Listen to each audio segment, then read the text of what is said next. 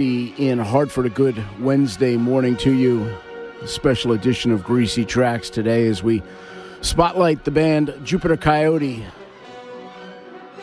initially hailing from Macon, Georgia, later calling Brevard, North Carolina home. They have a new album out called Life Got in the Way. We'll be hearing from each member of the band, playing music from across their catalog, as the next 4 hours are nothing but something completely different here for a chilly Wednesday morning. We're going to go back to the album Lucky Day.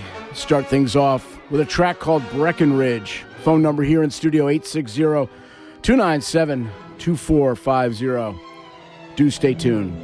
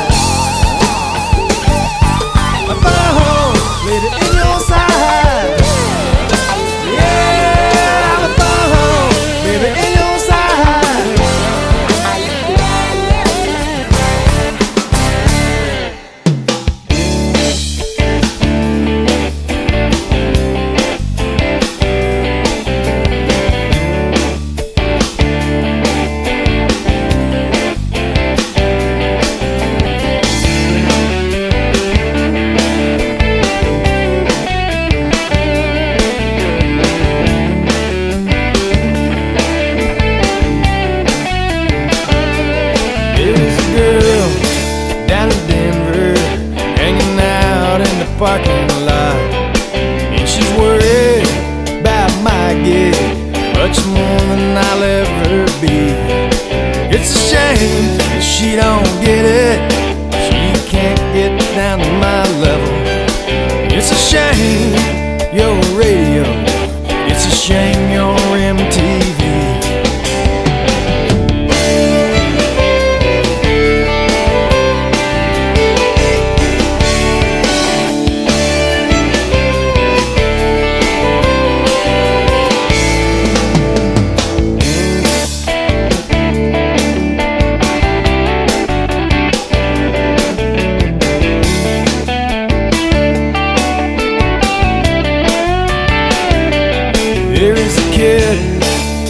Texas, rides life like a prize bull.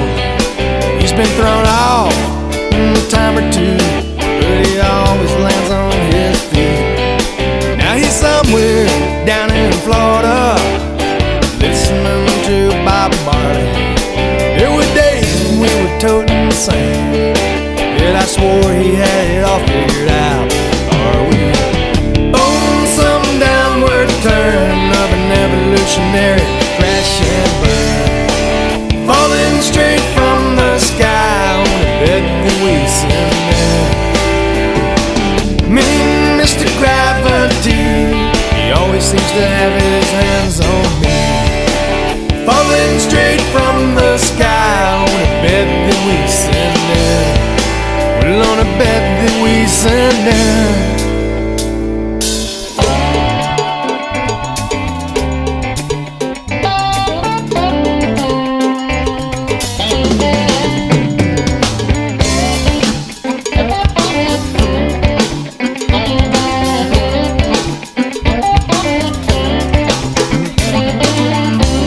15 minutes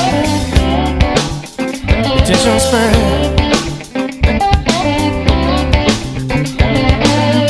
15 minutes attention span.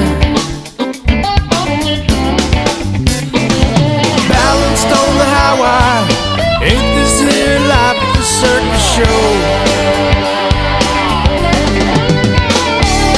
Balanced on the highway, ain't no safety net down below. Yes, I don't look down.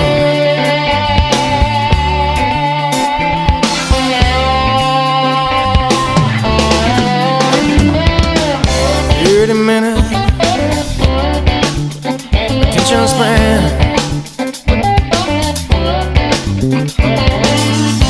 30 minutes attention span. Balanced on the highway, ain't this here life a circus show? Balanced on the highway, ain't no safety net down below. Yes, I don't look down.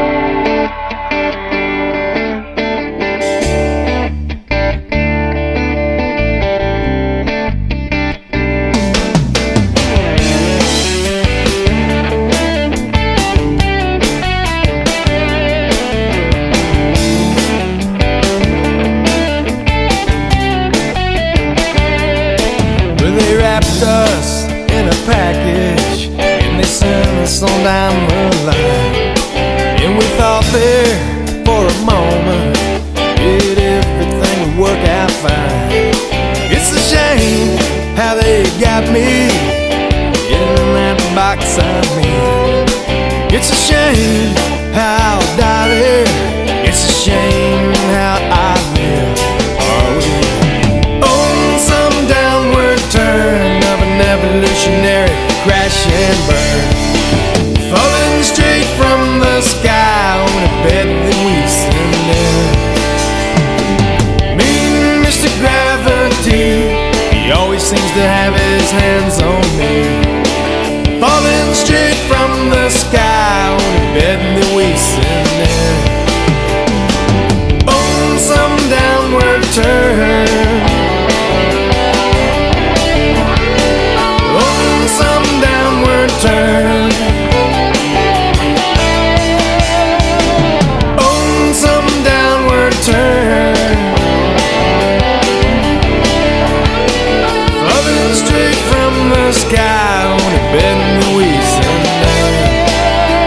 bed that we send down. On a bed that we send down.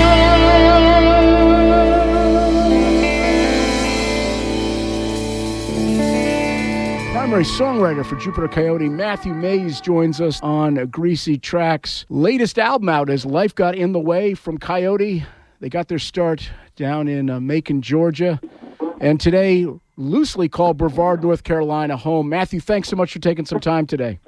Sure, no problem. A long time between the Hillary step in 2004 and Life Got in the Way. And as I guess the title suggests, Life Got in the Way, but Coyote is back, and by the way, this album sounds back with a vengeance. Yeah, pretty excited about it. We took a little break. You know, we all had kids, families, decided to get off the road for a while when all of them were little. That was kind of a group decision. Got a new album out, doing some cherry-picking touring, and things are going pretty well. You continued to obviously write, record a number of solo things, some side projects. Coyote never officially went away. It was just maybe off stage for a while, but I think the fan base remained.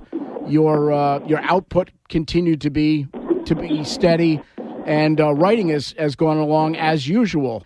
What was the impetus to getting the band back together again and recording? Well, you're right. And, you know, during that break, I made 2 solo records, and then Gene and Meyer and I made 4 albums with a side project called The Raffin Trail, which is kind of more of a proggy type thing, really. Got my home studio built, really started fooling around with, you know, the digital age and home recording. Everybody's got home studios pretty much. So it, I kind of fell out. I never really got out of it. I was doing some other things, but I never stopped writing or recording. Some of that material got called back for Coyote stuff from down the road. Some of it we redid, re-recorded. But yeah, it never really went away. We just took a break from touring. I told them all goodbye, standing in my drive. And my high school summer faded into my 4-year ride. In no time I was on that pine, sidelined with a busted knee, wondering if I should have been chasing down a different dream. And all those might have been in grandiose plans hurt less and seem to fade. Life gets in the way. Sometimes life gets in the way. Me and a couple of my friends, we piled in an old Ford van,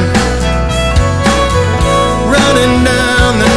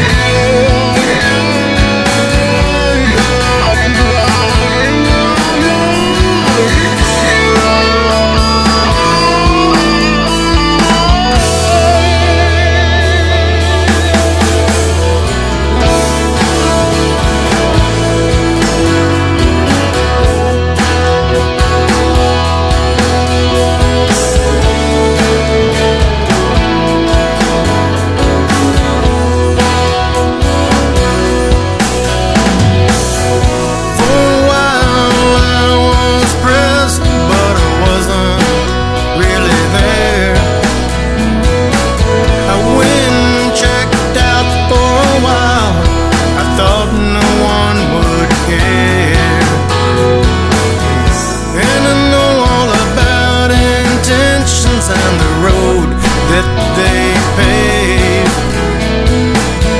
Just trying to be here now and grateful for another day.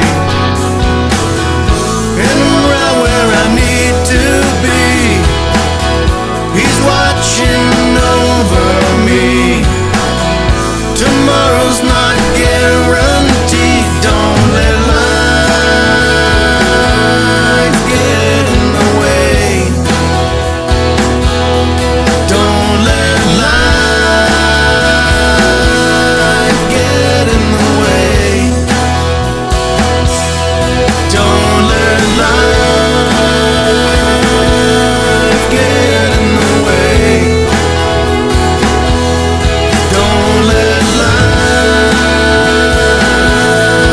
get in the way.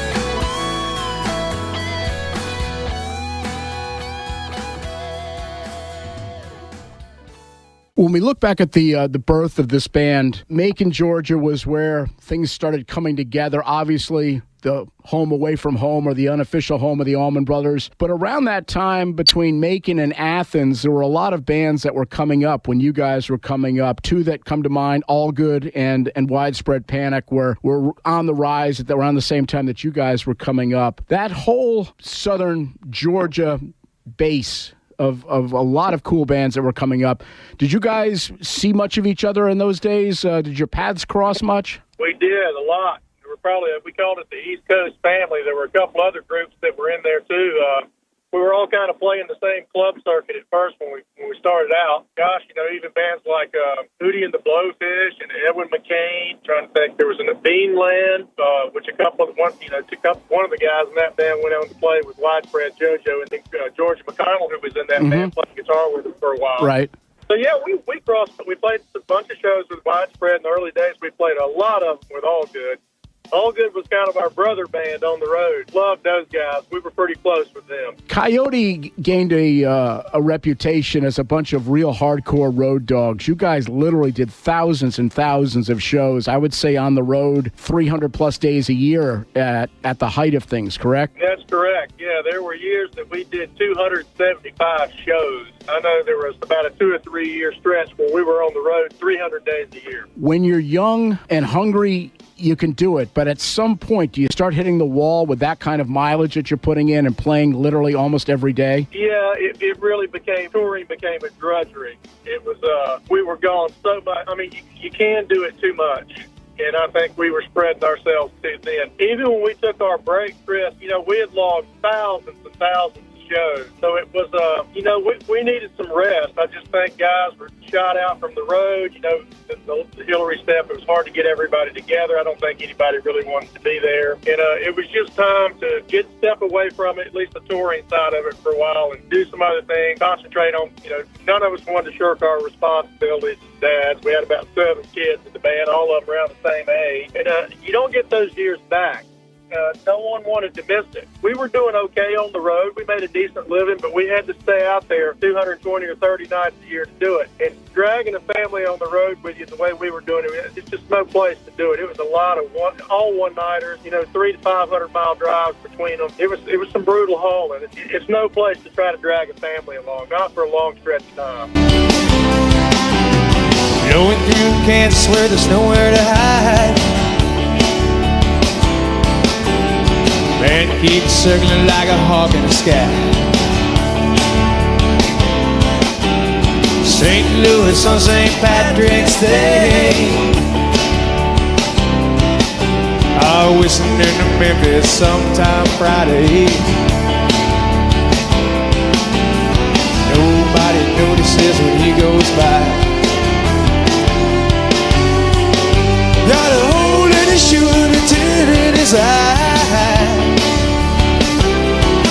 You never stop.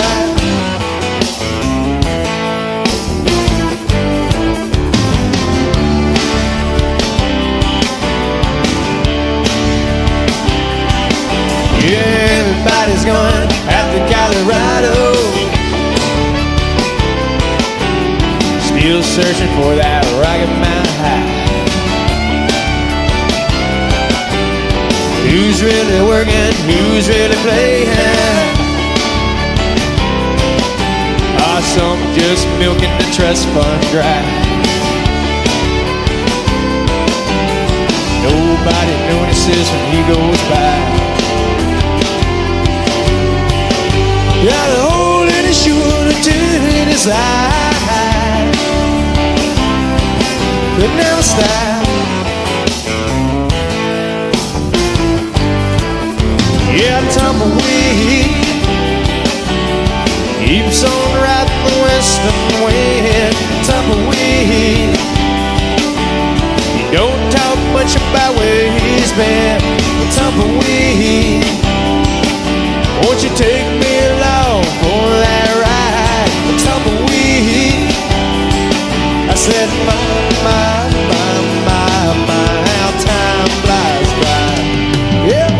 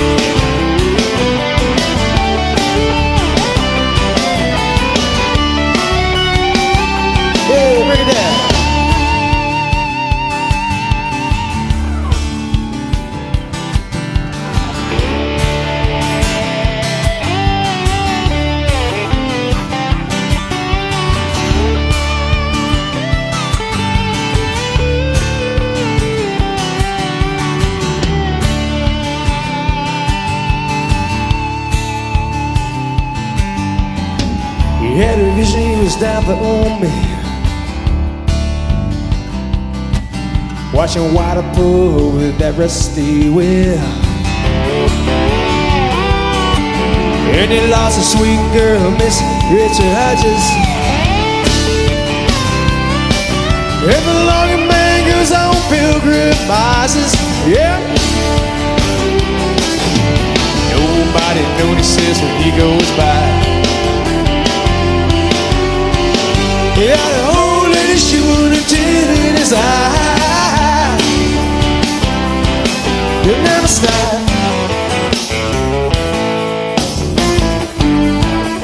Yeah, tumbleweed keeps on riding the western wind. Tumbleweed don't talk much about where he's been. Tumbleweed, won't you take me along for that ride? Tumbleweed, I said, my, how time flies by. I said, my, how time flies by. I said, is now part of the band. We're joined from Macon, Georgia by Jupiter Coyote guitarist John Meyer. John, thank you so much for the time, and congratulations on a great new album. Well, thanks. I sure appreciate it, and we appreciate the interest y'all have in us up there. Well, I'll tell you, you guys did so much road work over the years. There was no way that somebody couldn't have seen you at some point in some club, theater, or festival somewhere in the continental United States. So thousands and thousands of shows later, there was Jupiter Coyote DNA somewhere in some part of this country that everybody got, I think, touched by at some point and has probably passed on tapes and other things over the years. So the music continues to live on, and you guys have had a resurgence lately with the latest album. But curiously, John, you were not in the band in the beginning, but you knew a lot of these guys. You were there in Macon, obviously, when they started forming, and you gave them their name. What do you remember about the early days of before they were Jupiter Coyote? Well, they were actually just started out as the Rockafellas, and I had been on the road before that back in the 80s. They were real green to things at that point in time, but I was good friends with the bass player, and he and I were actually in another band down here, a punk band, believe it or not, called Peck. Okay. And so anyway, but Ned, the bass player, I met them through it. As it turns out, they were just starting up on the fraternity circuit down here. I mean, gosh, I'd hate to guess how many shows they were, doing as far as that goes. But anyway, I actually started running sound with them, and I did that for about a year, and then I finally got to where I was kind of tired of the road, and I've got married and settled down and went to the corporate world and did all that. They decided to keep going on, and as far as the name goes, well, this is radio, so I better be careful. Well, you'd have to do a super-duper edit with this one, but anyway, I had, Mays had purchased a little 8-track recording unit, and I think after a few cocktails or something one night, I got a hold of that. I actually went to recording school, so I was into that. Anyway, I got on it, started doing some ad-lib stuff, and hence popped out the word Jupiter Coyote, and it was something else to the end of that, but we won't discuss that. But just pure kind of Zappa-ass silliness, right? To make a long story short. Well, finally, like I say, we did that. I got off the road with them. Then one day, oh gosh, probably a year later, something like that, Matt calls up one day and said, "Meyer," and I said, "What?" And he said, "Man, do you mind if we use the term Jupiter Coyote for a name?" And, of course, my first response was, "Why?" It was a dirty song. And he said, "Well, it just sort of stands out, this, that," and he made his pitch, and I was like, "Well, sure." I said, I don't think that'll hurt anything. I said, I don't know how that'll work, but, as it turned out, of course, they did a patent search or whatever for it, trademark, and obviously that he ran into no trouble at all. Right. And that's how it kind of started from there. So I'm just glad I was able to contribute at that point in some way anyway. Which way is the table finally turned? You're taking me all around before. Your eyes, they give me the warning.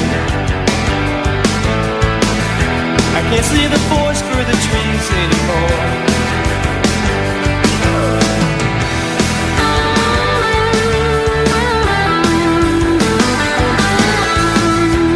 Some changes in my life.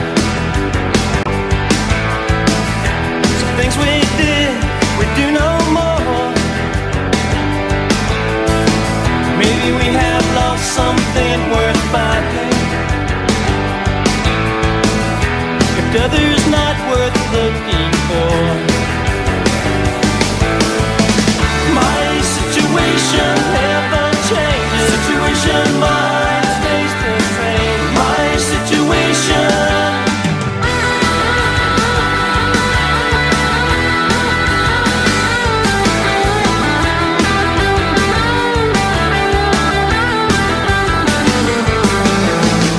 Maybe we have lost something worth finding. Something I was looking for. Maybe we have lost something worth finding. Something I was looking for.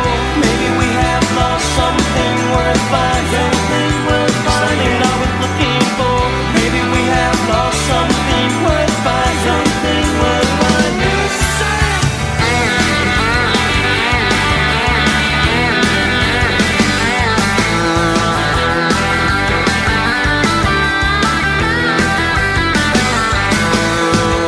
Let's hope to give tomorrow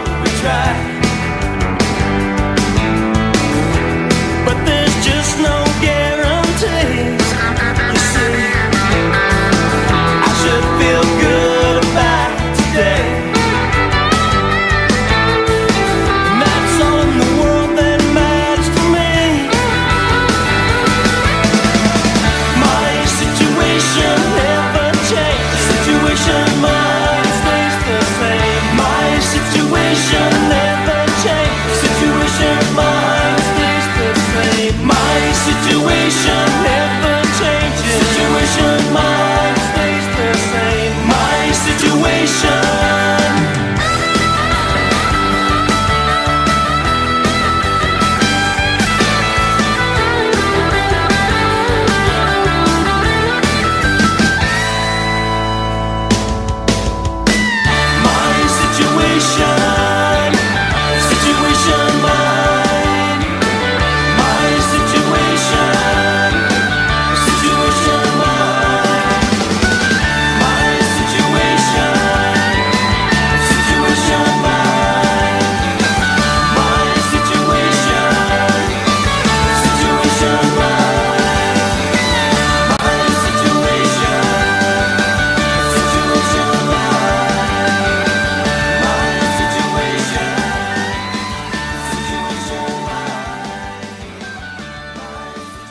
We're joined by Jupiter Coyote founding member, guitarist, songwriter, and now one of North Carolina's best concert promoters from Brevard, North Carolina, John Felty. John, thank you for taking some time to share some thoughts and insights on the Coyote days.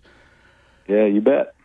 You and Matt go way, way back, grade school, high school, so on and so forth. You guys grew up together, started playing together. The first real formation was the Rockafellas when you guys started going out and playing live, recording. Yep. And for better and or for worse, things change, they grow, they expand. Jupiter Coyote comes along. A guy named Johnny Sandlin comes along. Let's go back to some of those early days, those transition days from Rockafellas to JC. Yeah, very much so. I mean, I think to kind of predicate Johnny Sandlin, when Matt and I, the plan was, Chris, that we were all just going to do this for a year, right? We were going to take a year, play the college circuit in the Southeast, and then all return to pursue, quote unquote, real jobs, right? And was approaching that year mark, and I graduated from college, and I told my dad I would be back.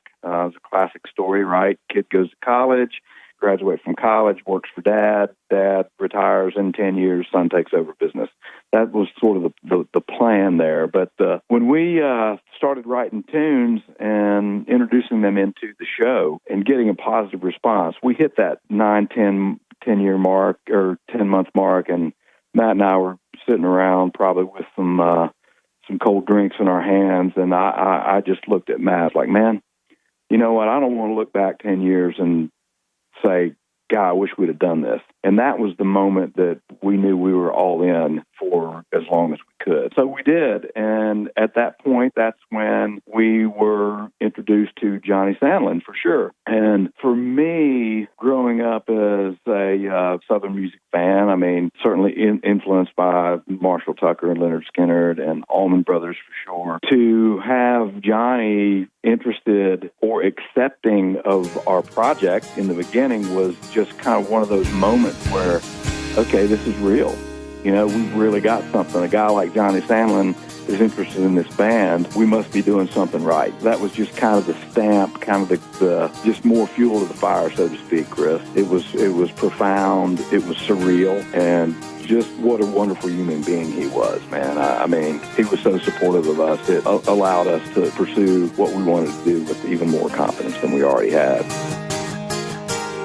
Years ago, a child's brown eyes stared at the mantelpiece, wondered how the ship got in the bottle. When he tried to find the answers, nobody would tell him, and the ship just sat there in the bottle.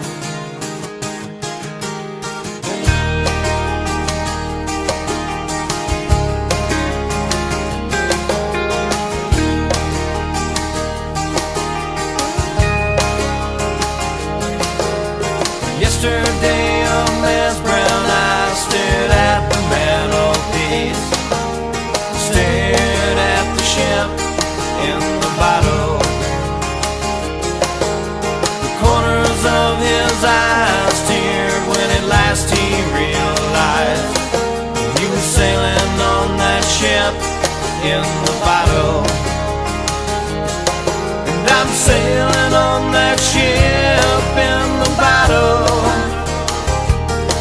with no salt upon my pitch, wind in my sails. And I'm sailing on that ship in the bottle. Could there be a storm brewing up ahead? Could there be a storm brewing up ahead? Could there be a storm brewing up ahead? Could there be a storm brewing up ahead?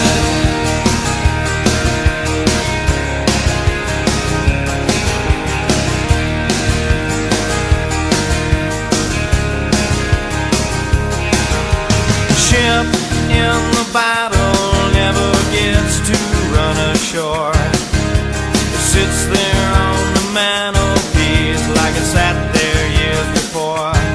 But no cargo in its hulls, no silver and gold, no leeward winds against my skin, no cannons to reload. And I'm sailing on that ship in the bottle,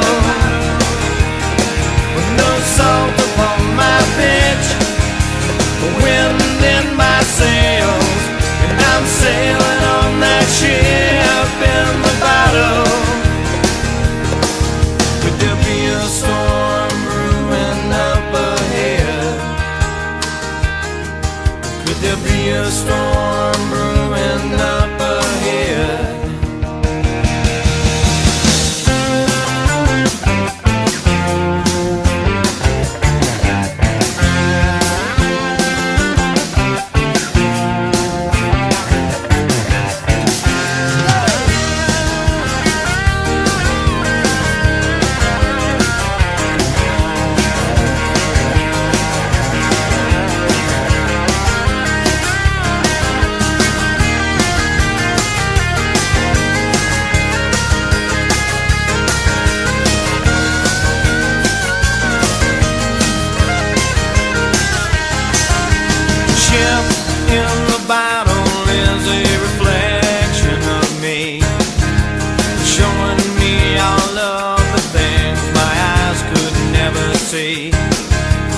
Still I wish and search for strength to set my spirits free. Take that dream on the mantelpiece and sail it on the sea. And I'm sailing on that ship in the bottle, with no salt upon my pitch, wind in my sails. And I'm sailing on that ship in the bottle. Could there be a storm brewing up ahead? Could there be a storm brewing up ahead? Could there be a storm brewing up ahead? Could there be a storm brewing up ahead?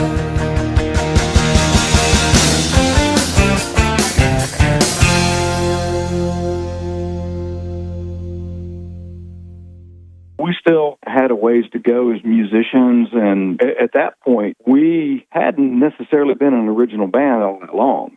You know, I mean, as you alluded to, we sort of migrated out of the cover scene knowing that had a definite feeling on it in terms of where we could take this thing. And so we hadn't been together or hadn't been an original band all that long. Johnny really forced us to not just focus on our musicianship, but also, you know, songwriting. At the end of the day, it's all about great songs. That's what Johnny tried to focus on, and focus on the grooves. And he was just a great mentor in allowing us to find our own sound, our own voice, but also just get better as a band. And was so supportive, and that was so important, I think, at that time. Modern Creek was born in the mountains, water of life, nurtured the flames, little dry, Indian summer, my native brothers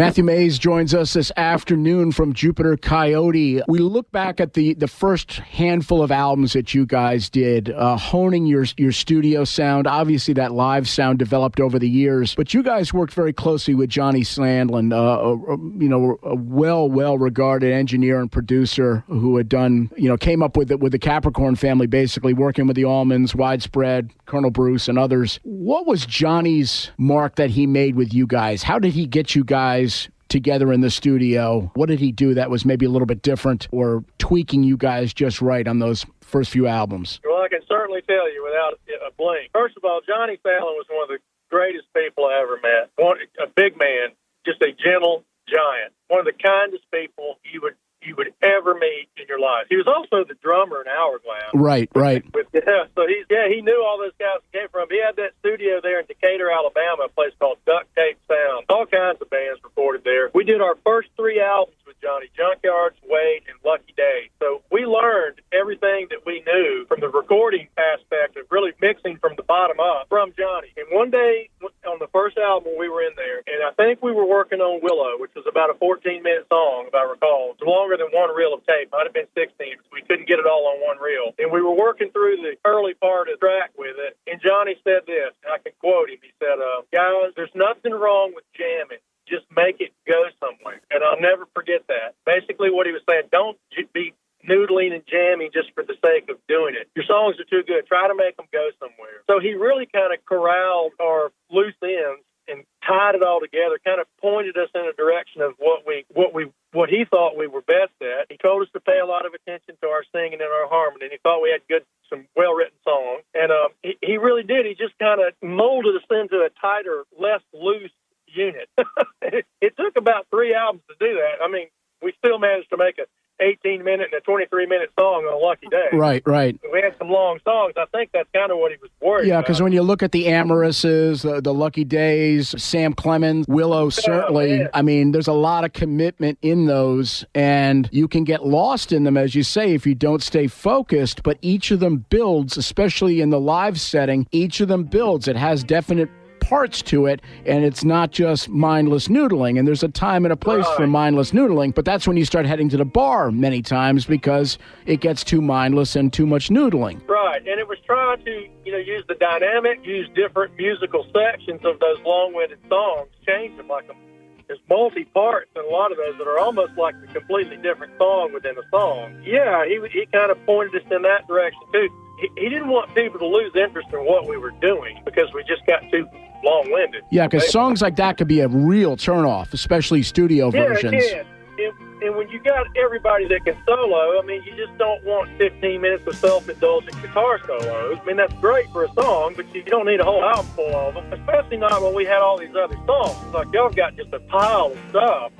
So we kind of just put a little bit of all of it on there. And Johnny was just fantastic to work with. We learned a ton from him. He really, really helped us. We were just young kids when we started him. Didn't know our butt left field. And I can't thank him enough for taking the time. And I'm sure he got frustrated with us sometimes. But we were a young band just trying to find our way. He really tidied it up for us. He was a bass player too, so he was all about the bottom up, making sure that the drums and the bass were locked in. He was just a real joy to work with. Really was.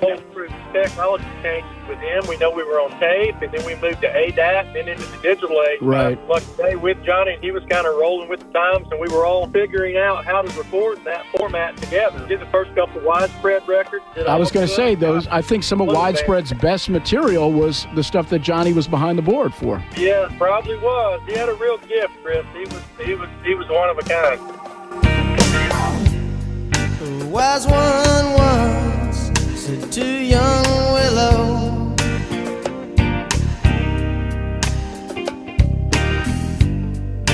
take to the earth, not to the wind. And you'll be lonely when you're older.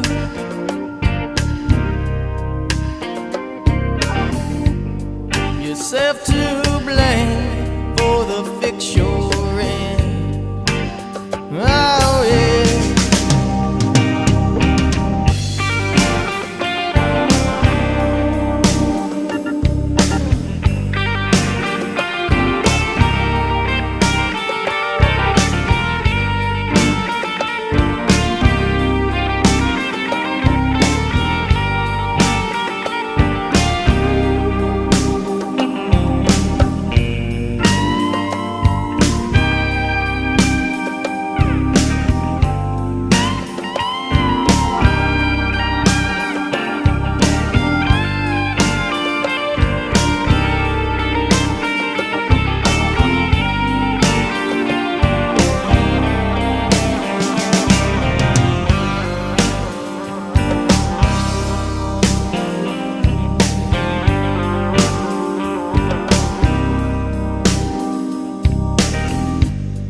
Now Willow, he could never listen.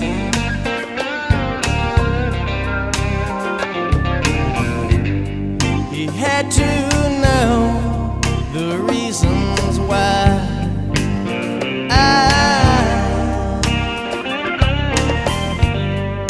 Too far gone to change his thinking.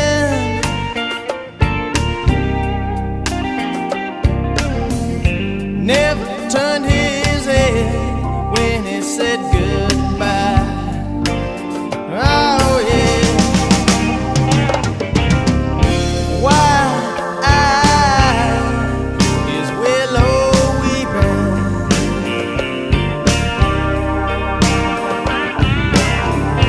Longing for what he left behind.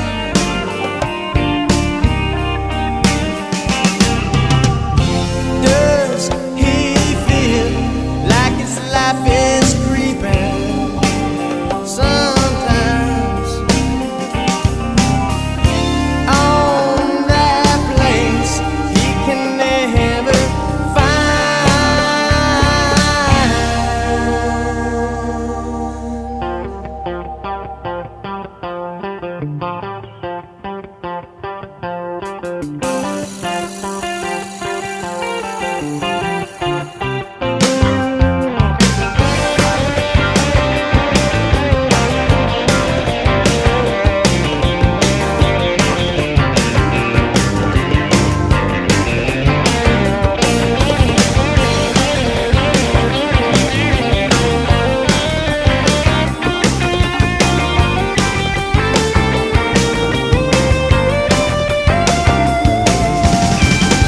for years he danced out on the wind.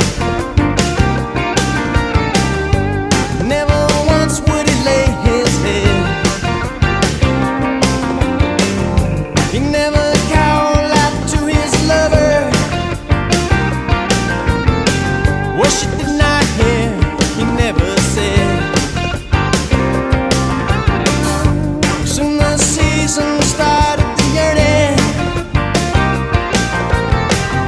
He dug his roots in southern clay. Too numb to fire and feel like burning. I guess he found his resting place. Oh yeah. Why is Willow weeping? Longing for what he left behind.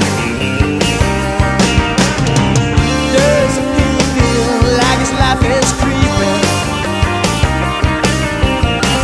On that place he can never find.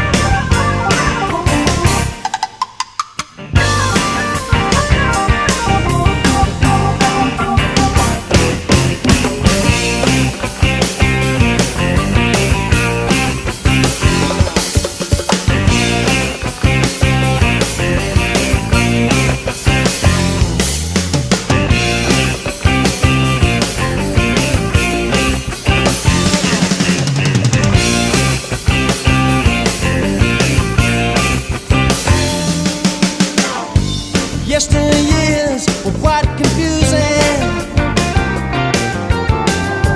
but today it's clear as the bell. I spend my time writing the readings that will one day surely tell my tale. So lay your head back down on your pillow and take a walk down on Southern Plain, where I'll be there under that willow, waiting for you, baby, when you awake. Oh yeah. Why is willow weeping, longing for what he left behind? Does he feel like his life is creeping on that place we can never find?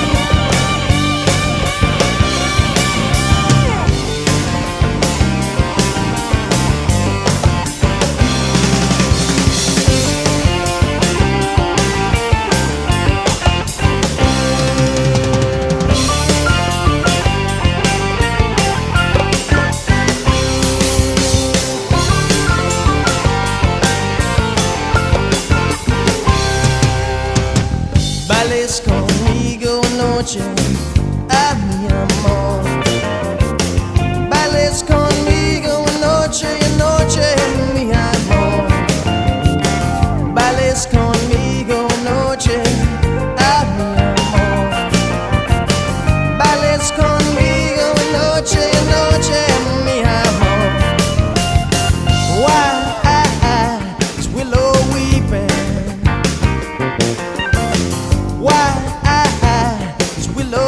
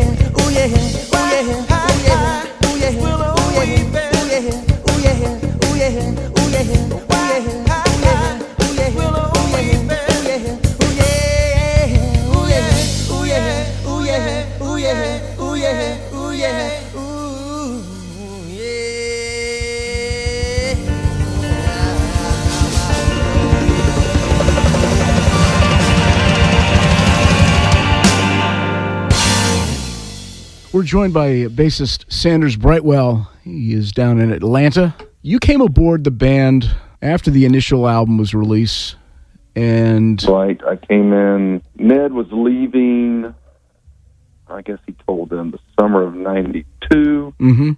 At the time, I was playing with Blue Groove in Athens, Georgia, where I went to school. And that was kind of a funk outfit, right?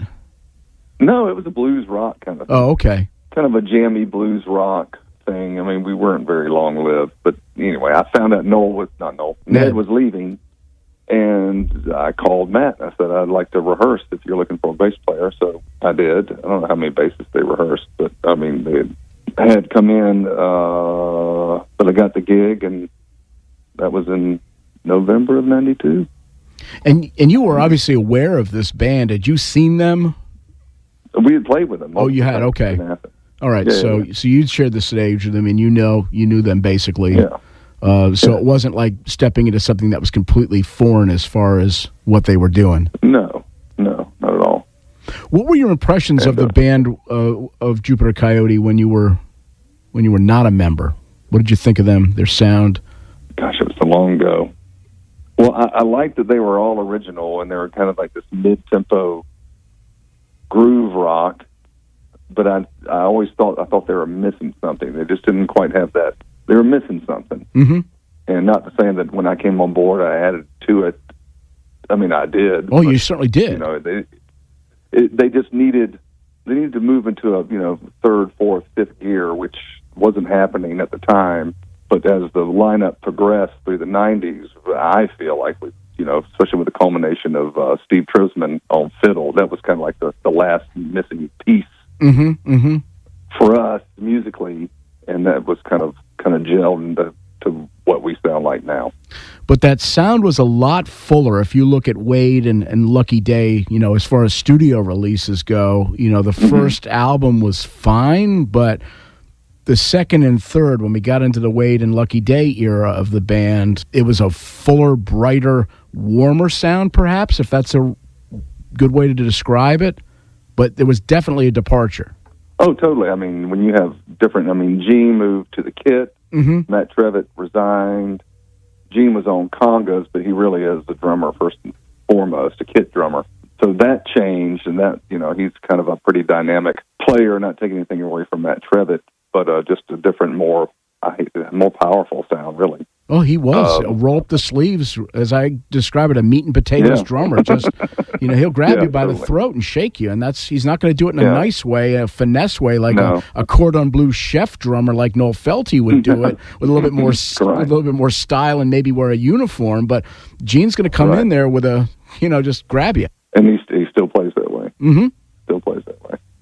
So, and then I added my little twist to it, and there wasn't a lot of jamming going on within the group prior to our stepping into those roles, I don't think. And then it just that's kind of what my scene, where I kind of came from. And we all enjoy doing that. It's not that every tune lends itself to that. They certainly don't. But a lot of our music does. So that was freeing for me. I think it freed up our sound to kind of evolve in it.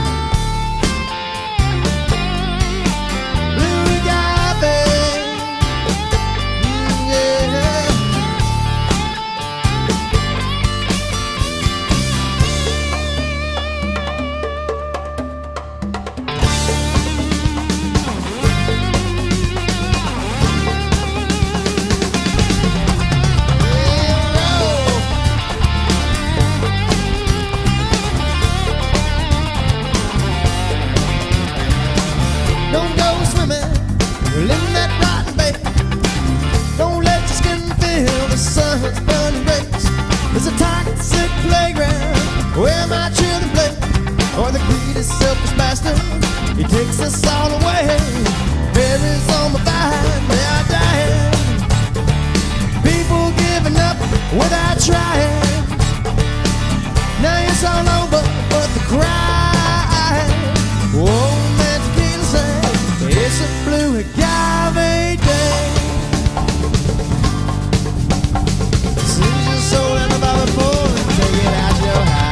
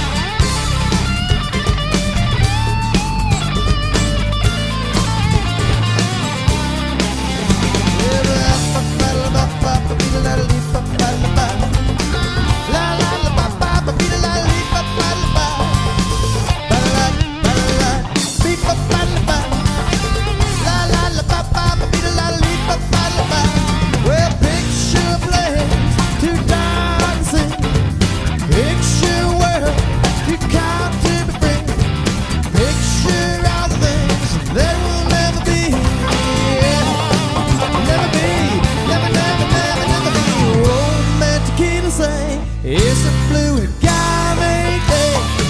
Another day, and I hit the bottom of the bottle. Old man tequila say it's a blue agave day. Another day, and I hit the bottom of the bottle. Old man tequila say it's a blue agave day. Yeah. Drummer Gene Bass joins us from Jacksonville, Florida. One of the founding members of Jupiter Coyote took some time off from the band and is back in the fold now. Their latest album is Life Got in the Way. Good to hear, Gene. Again, you back in the band, a dual drummer setup now. Talk a little bit about that, playing with Noel Felty and how you guys approach the music now. It's Coyote with a twist, kind of. A little bit, yeah. I mean, it's great playing with Noel. Probably the first couple of rehearsals and gigs, we were finding our way a little bit. And, try not to, hey, check this lick out, check this lick out. Well, I can do this, and not getting it in each other's way. And we've really found a nice little path we're on right now, I think. Noel's a monster player, and I love playing with him. And I don't know, I think I try to hold down the fort and let him paint with a big brush. Yeah, because I always thought of Noel as kind of the finesse. You were more the meat and potatoes, roll up the sleeves and just lock it in. But Noel had a little bit more of I'm not sure what it exactly is. His upbringing, he really dug more of the jazz fusion stuff. Right. And I dug a lot of that stuff too. But you're right. I'm more of a meat and potatoes guy, as you put it. I mean, as much as I love J-Mo, I'll probably play a little more like Butch. Right. Well, that's what I was thinking. You more in the Butch role. And, you look back at Noel with the Aquarium Rescue Unit and things like that. It's definitely more of that funk fusion jazz. And not that there's anything wrong with that, but we certainly have a different approach with the overall sound. But it works, and that's the cool thing. It does work. This has been an interesting band. You were there from the early days. You're back now 27, 28 years later since Coyote officially formed. But it sounds like with the energy on this latest album, I'm tracing it back to Lucky Day, Wade, things like that. Really tight and a lot of energy. What is your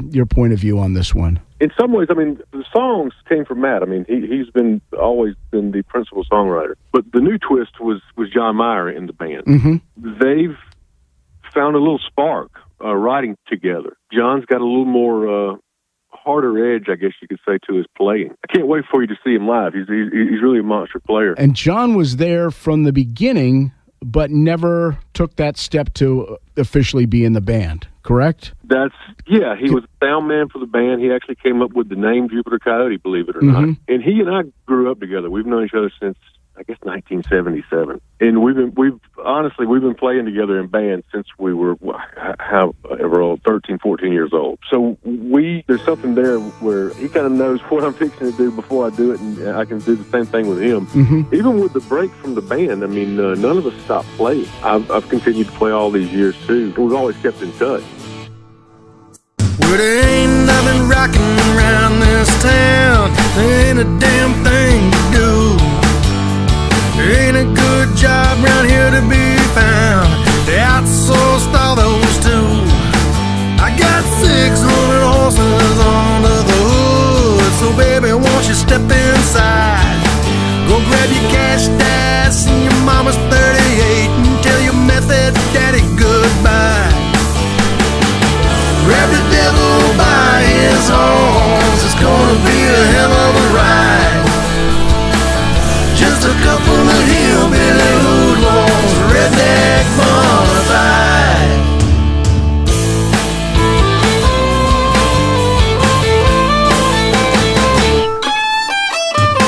Slowing down in the mountain town, fuel's getting a little bit low.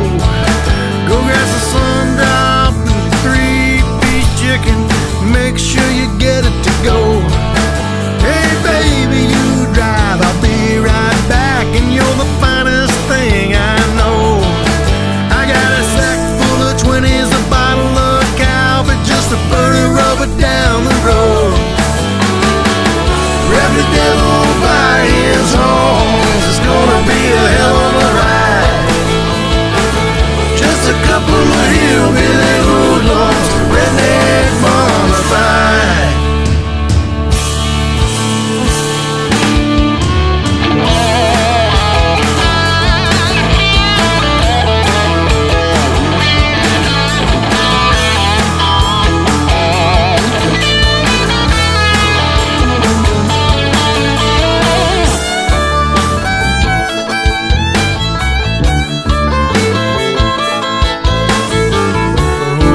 In the old mountain cabin, just making love to you all day. Now the FBI and the K9 units heading up my driveway. With the gunshots ringing, we're going down swinging, baby. Let's give them a show. If it's the end of the line, we'll cross it together. What a lovely way to go. I said, what a lovely way to go.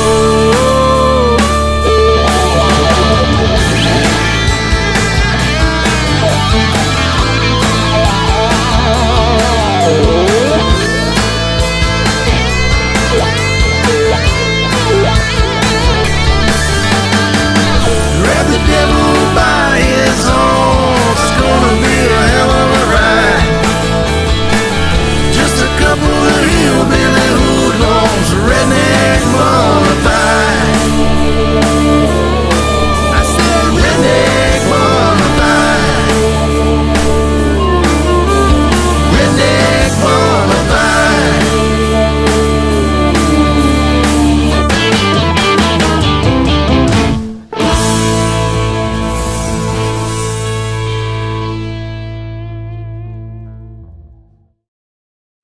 Well, you and John Felty had a great relationship on stage with that. The same relationship you have, albeit a little bit of a different style that John Meyer brings right now, but bouncing off each other when it comes to when you're playing the Gijo. Yeah, you know what was really cool about the Gijo is it worked so well with Felty's slide playing. He's a great slide player, and so is John Meyer, an excellent slide player. Yeah, they're different.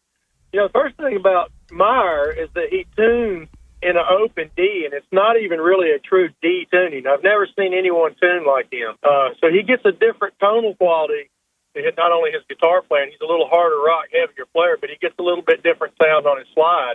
When you interview him, make sure you ask him about his tuning and how he learned to do that as a kid, because it's really unique.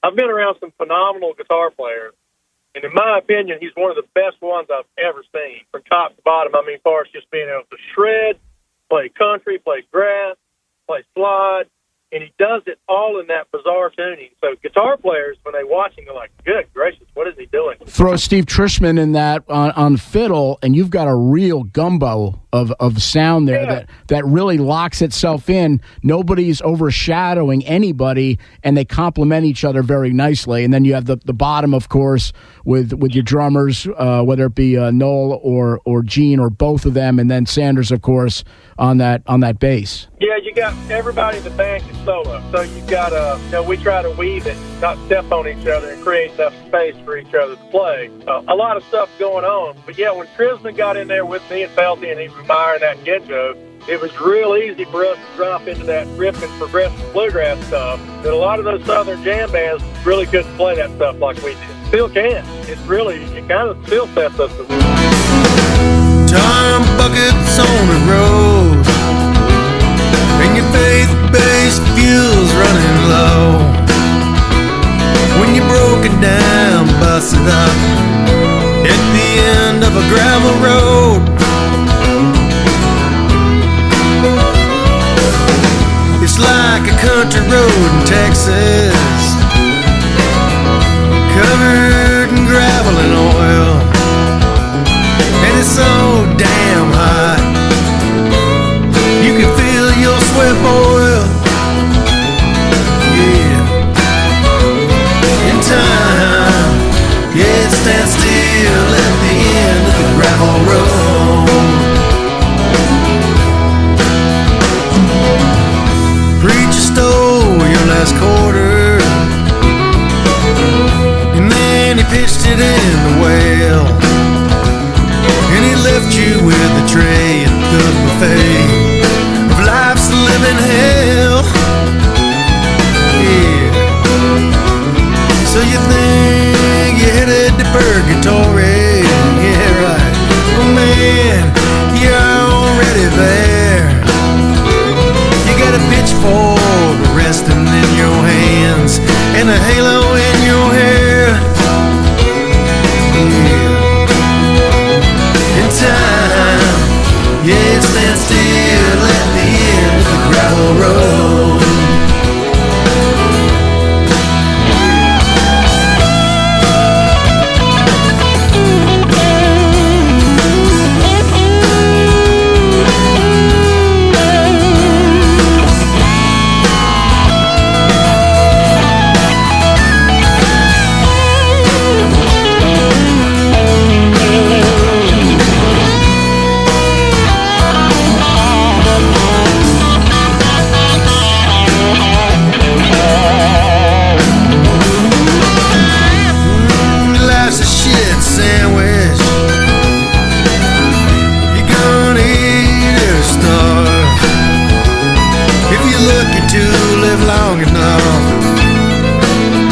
Show your scars, and a man's gotta tend his territory. He keeps his head down to the stone. He keeps his powder dry, his friends near, and his words close to the bone. In time, yeah, it stands still at the end of the gravel road.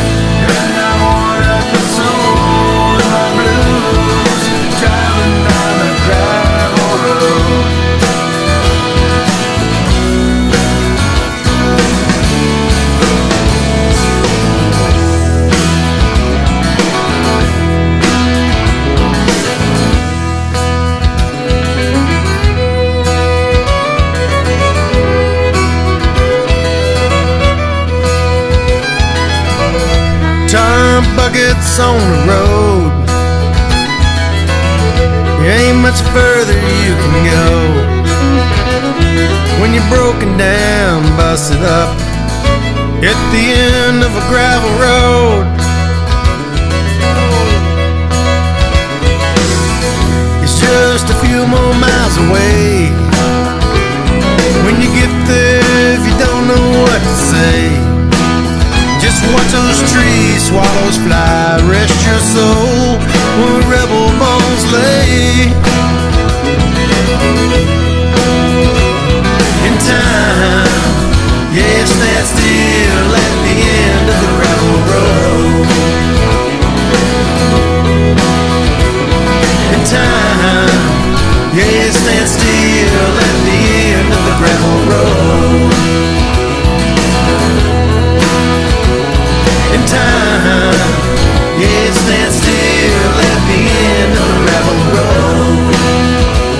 Yeah, nobody down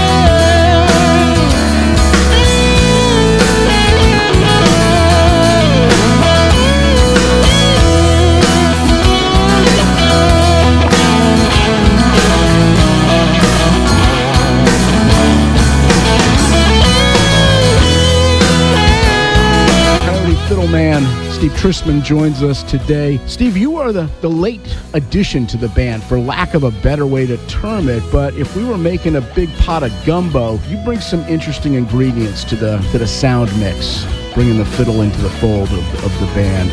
Gives the band an extra tool in the toolbox. Is that fair to say? Yeah, that'd be fair. I'm sort of leaning into the C word there and trying to bring some of the country side of it. Of course, I'm sort of stuck there because I play the fiddle. Try to get as rock as I can. I'm not really going to get to the rock place that those guys are at. No, certainly not. And I think that's part of the beauty of the whole complexity of the puzzle that is Jupiter Coyote. Different stylistic followings for each of the guys. The guitar players are doing one thing. Matt is certainly into some different stuff, more of some of the great banjo and country western and bluegrass players. You got another guitarist who was into Led Zeppelin and Leonard Skinner. Gene Bass, who was more of the roll up the sleeves, meat and potatoes drumming, and then Noel, who was more of a finesse jazz style, and Saunders, who had a kind of a funk background, for lack of a better term. So I don't think there's anything right or anything wrong when you look at what everybody brings to the table. Yeah, you just try to keep listening and try to make it fit somehow. Now, this band on stage is a whole lot different from the studio group, and I don't even want to compare the two because you really can't. The albums are the albums. Maybe it's a kind of a snapshot of what you're going to get on stage, but a live show can really unfold into a lot of different things, especially when you guys start going off on tangents, getting into jams. Take us to the stage a little bit and what your role is there and what you see kind of unfolding next to you. Well, I'm trying to stay within the groove, and sort of be the underneath that makes the solos sound better. Guitar's got most of the solo work going on. But otherwise, I get my spaces to come out and solo away. But really, the focus is to kind of keep the underlying motion going. And then you're just trying to listen for the spots where you can sort of take off and see if anyone follows. There's a lot of improvisation going on, but there's a lot of form, too, that we're trying to keep it together. The fiddle, though, does add some interesting color to the sound, whether it's a supporting role. You hit the note. Yeah. Hit the note and it can keep going. Right. Or decay, you have the choice, whereas guitar, your only sustain is going to come from your electronics. Yeah, it's just a different sound. I think, thank God they let me do it. Yeah, right. Yep, you could always just be busking on a corner somewhere, as they say. Like that, too. And that certainly has its time and its place. Train this morning, she ran a little late. Filled with people, don't know love from hate. Time stole their lives away. There's nothing left to do but play. And boy, you're headed the wrong way. The rain was falling, we couldn't budge the ground. Clouds rolling without a sound. Don't matter what your daddy say, there's nothing left to do but play. And boy, you're headed the wrong way. The dream is there and then it's gone. Your memory lies and it pulls you on. Caught by something bigger than this stone. People become shadows, then that stranger there used to be your friend. Then you'll have to face yourself alone. Then you'll have to face yourself alone. Then you'll have to face yourself alone. Someday you'll have to face yourself alone.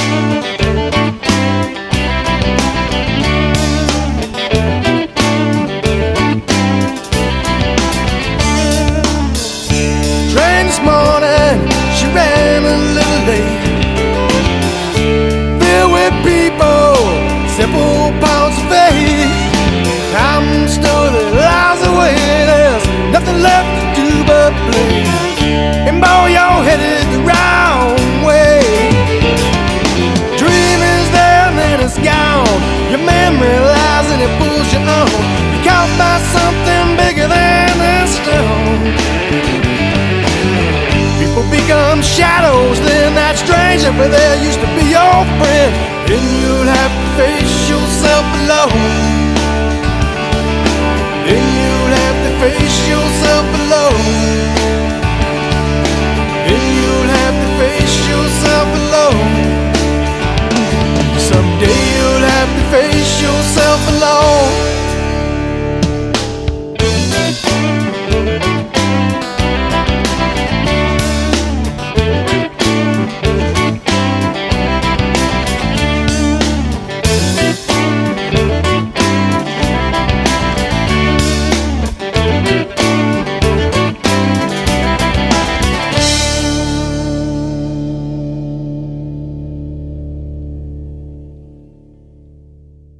We're back with Noel Felty, one of the drummers from Jupiter Coyote. I've always listened to every instrument on stage, and I key for certain elements that inspire me all night on stage that I play off of. I don't, Sanders is a fantastic bass player, but by all means, I don't listen to him all night long. I mean, if Mays is in the middle of doing something that is, or Meyer or Trisman or, whatever they're going in solo directions or whatever, I'm going to lock in and focus with them so that I can help push them into whatever direction they're going, to be able to complement and have that kind of dynamic on stage where we're actually all working off each other together. Music is such an organic thing. I think as a player, no matter what instrument you're on stage, whether it's a bass player or whether it's a singer or whether it's a guitar player, blah, blah, blah, you have to be able to hone in and listen to everybody on stage. If you can't, you're either selfish or ignorant. or ignorant. There you go. That's the best way to put it, because things only work well when they're all working together to be able to hear everything. Jupiter Coyote live, you're going to get a couple of 3 or 4 minute tunes, but you're also going to get some of their 15, 18, 20 minutes long. There are some prog elements as well to what Coyote brings to the stage, and the quote-unquote jam band phenomenon characteristics as well, where things can happen mid-song and suddenly you're going down a different pathway.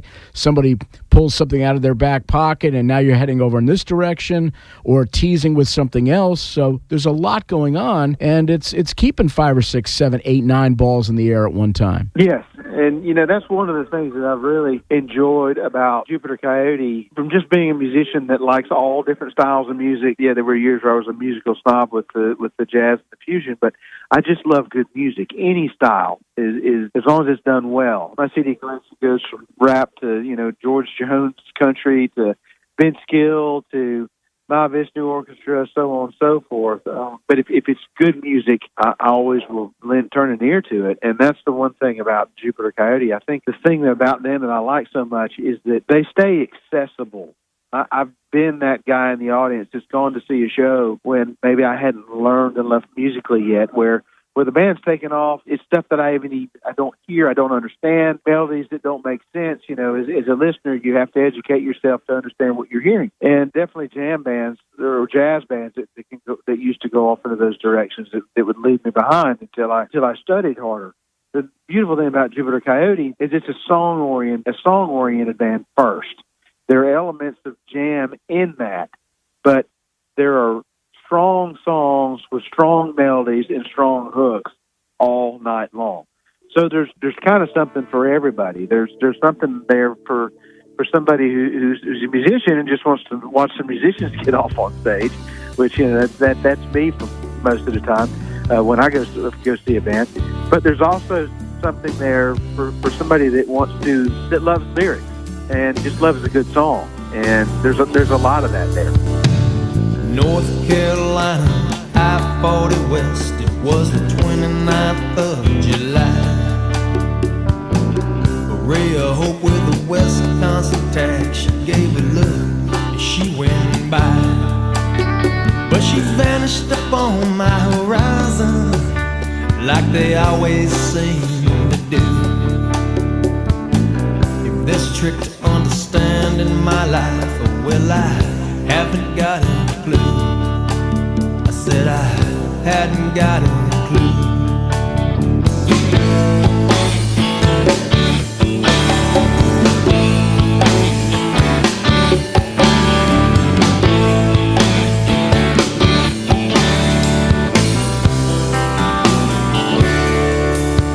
Well, I'm sitting on the curb of the Blind Tiger with a couple of my old friends. Said all my tunes were sounding sad. Was I finally giving in? I said no one out there in that crowd will understand about the sacrifice. All of the things worth having, she seemed to have a lofty price. She seemed to have a lofty price.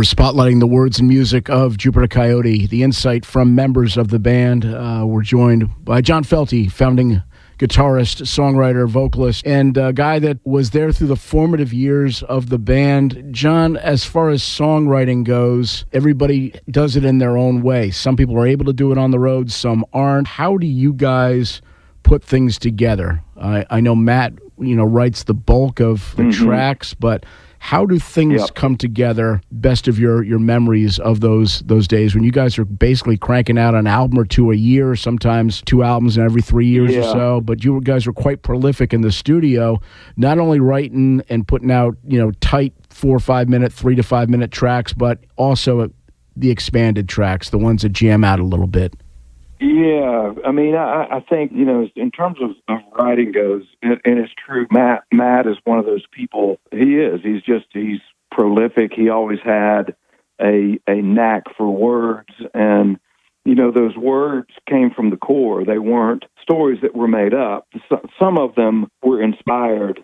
Some of them were stories, but they were inspired by real experiences and real feelings and emotions, introspective of the existential you in this life that we're living. And it made it easy to co-write. Matt and I were great friends, obviously, and I knew him really well. He knew me really well. So in our co-writing, Matt generally had sort of the idea and the concept for the tune and a lot of stuff already put together, and I would come in and add, either a missing line here and there, or typically, my contributions were musical, adding some melody and progression into the tune, and so we were just making music all the time. For me personally, I have to be very isolated and undistracted, and we were able to find those times, but we were just, we were always experimenting and picking in the van, in the truck, moving down the road. It was just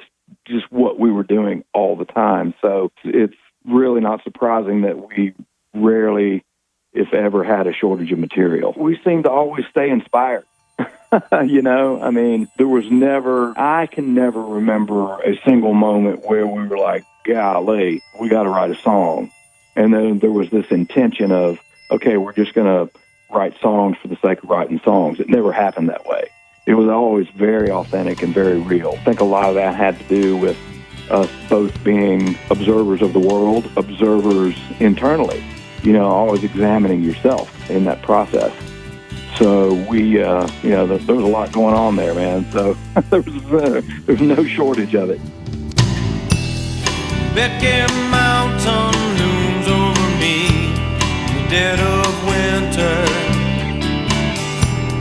Down in the valley, looks like Whoville.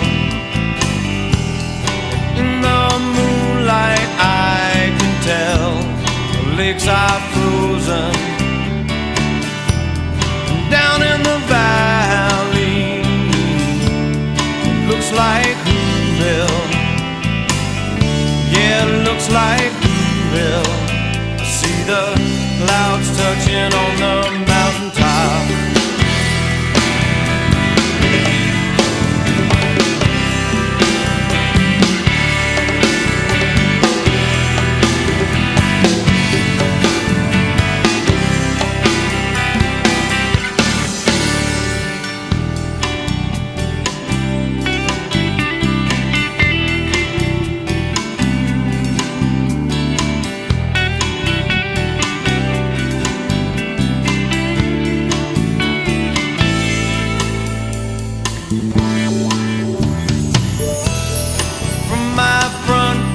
I can see Dunn's Rock clearly.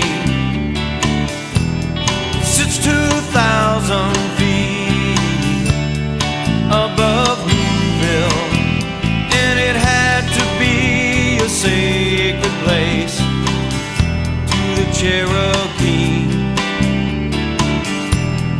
That was long before they built Whoville. Yeah, they built Whoville. Now the house lights cover up the mountaintop. Every time I hear it snow,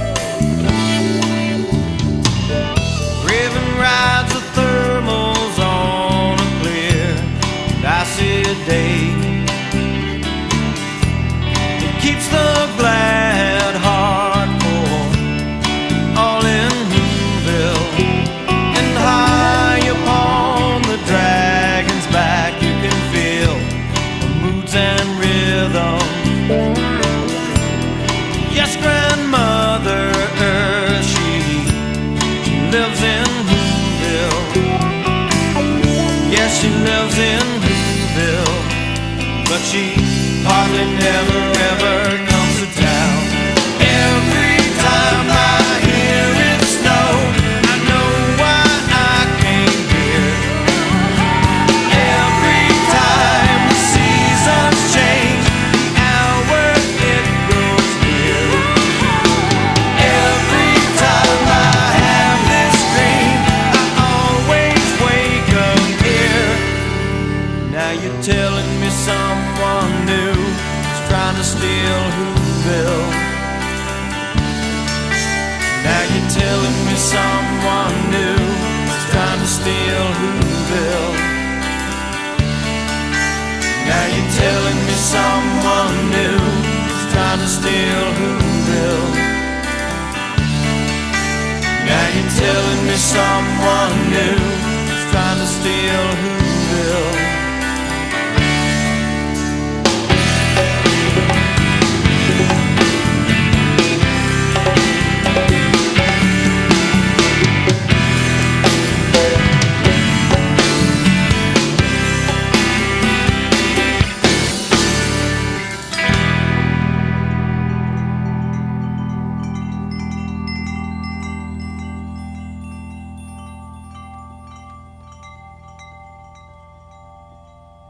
For those just joining us, it's Matthew Mays from Jupiter Coyote. Their latest album is Life Got in the Way. This band came up along with many of the quote-unquote jam bands in that scene, but you guys are far different from what I lump in as the jam bands. The formation of this band, let's talk a little bit about the early days, how you guys started coming together, influences, things such as that. How did it start connecting? Well, jam band was not even a term when we came along.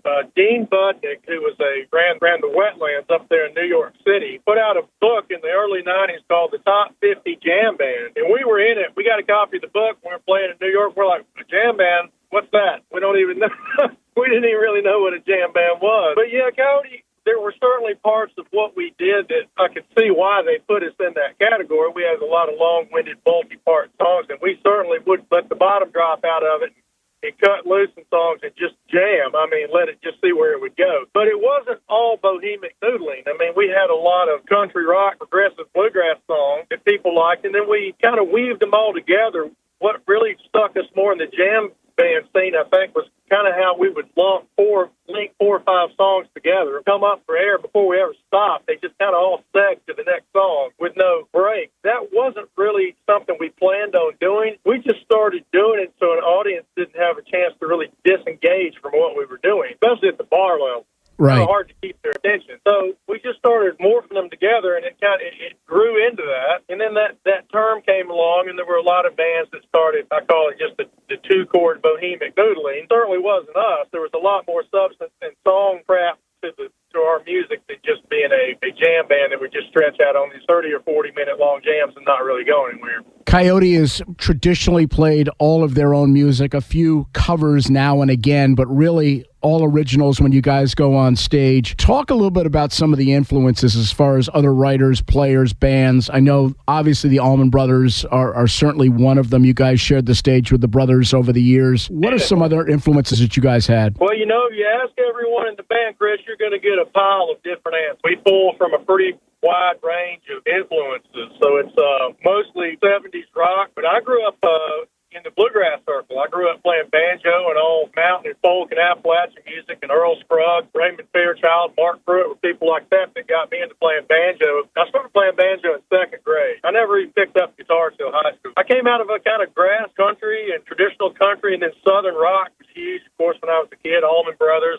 Leonard Skinner, Marshall Tucker, and Grinder Switch, Dixie Dregs, and there was just so much good stuff flying out of the South. And we were, it was guitar-driven music, and as kids, we didn't have iPhones and computers and stuff. We sat in our rooms and we bought cheap guitars and put those albums on, tried to learn how to play them all. Classic rock, southern rock, bluegrass music, country music. That was kind of where I pulled from. And then, you got Sanders came in and brought a whole R&B and funk side. He never even listened to any bluegrass music before he got in the band. Guy could play anything. John Meyer grew up playing all Black Sabbath stuff, of course, Allman Brothers. Yeah, it's just kind of a hodgepodge of all that, all those different musical influences. And then, I don't know, I guess we took the things out of it that we like, and when you put all those things together in one pot over time, we kind of cultivated a pretty cool sound.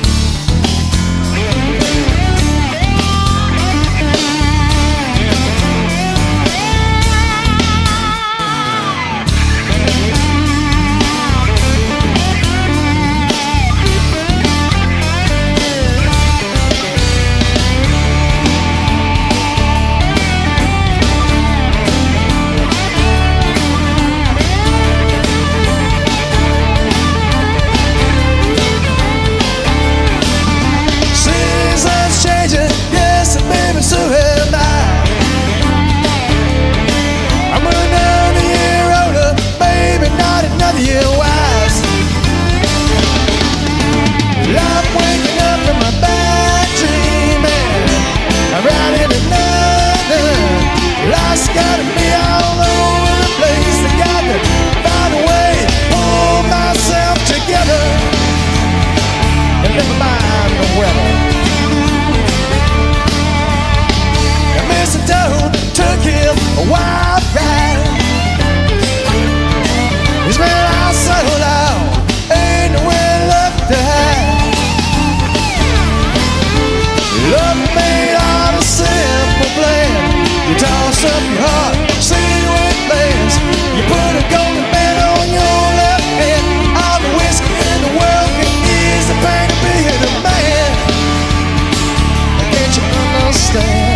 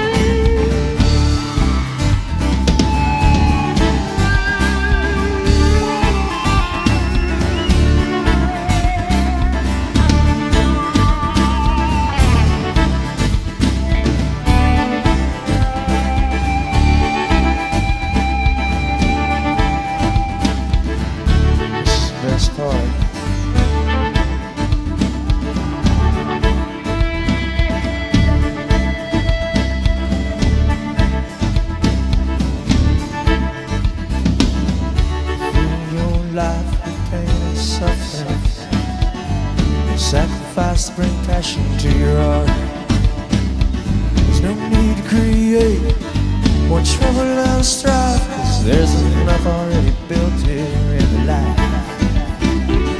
Got a big roll of keys, darling, stuffed down in my pocket. I don't know, darling, if my key fits no more. For only 6 years, I've been staring through your keyhole. My only way in now, darling, you unlock the door. From a frozen glass, the fool gave his last toast. Now his jacket's out there warm by ghost. In the river of love, a cheating sun's turned to stone. When I'm dead and gone, dust will cover my bones. So I gave in to the animal underneath the archways of pain. Never have I been so low. I don't know if I'll ever surface again. So I gave in to the animal underneath the archways of pain. Never have I been so low. I don't know if I'll ever surface again. Yeah!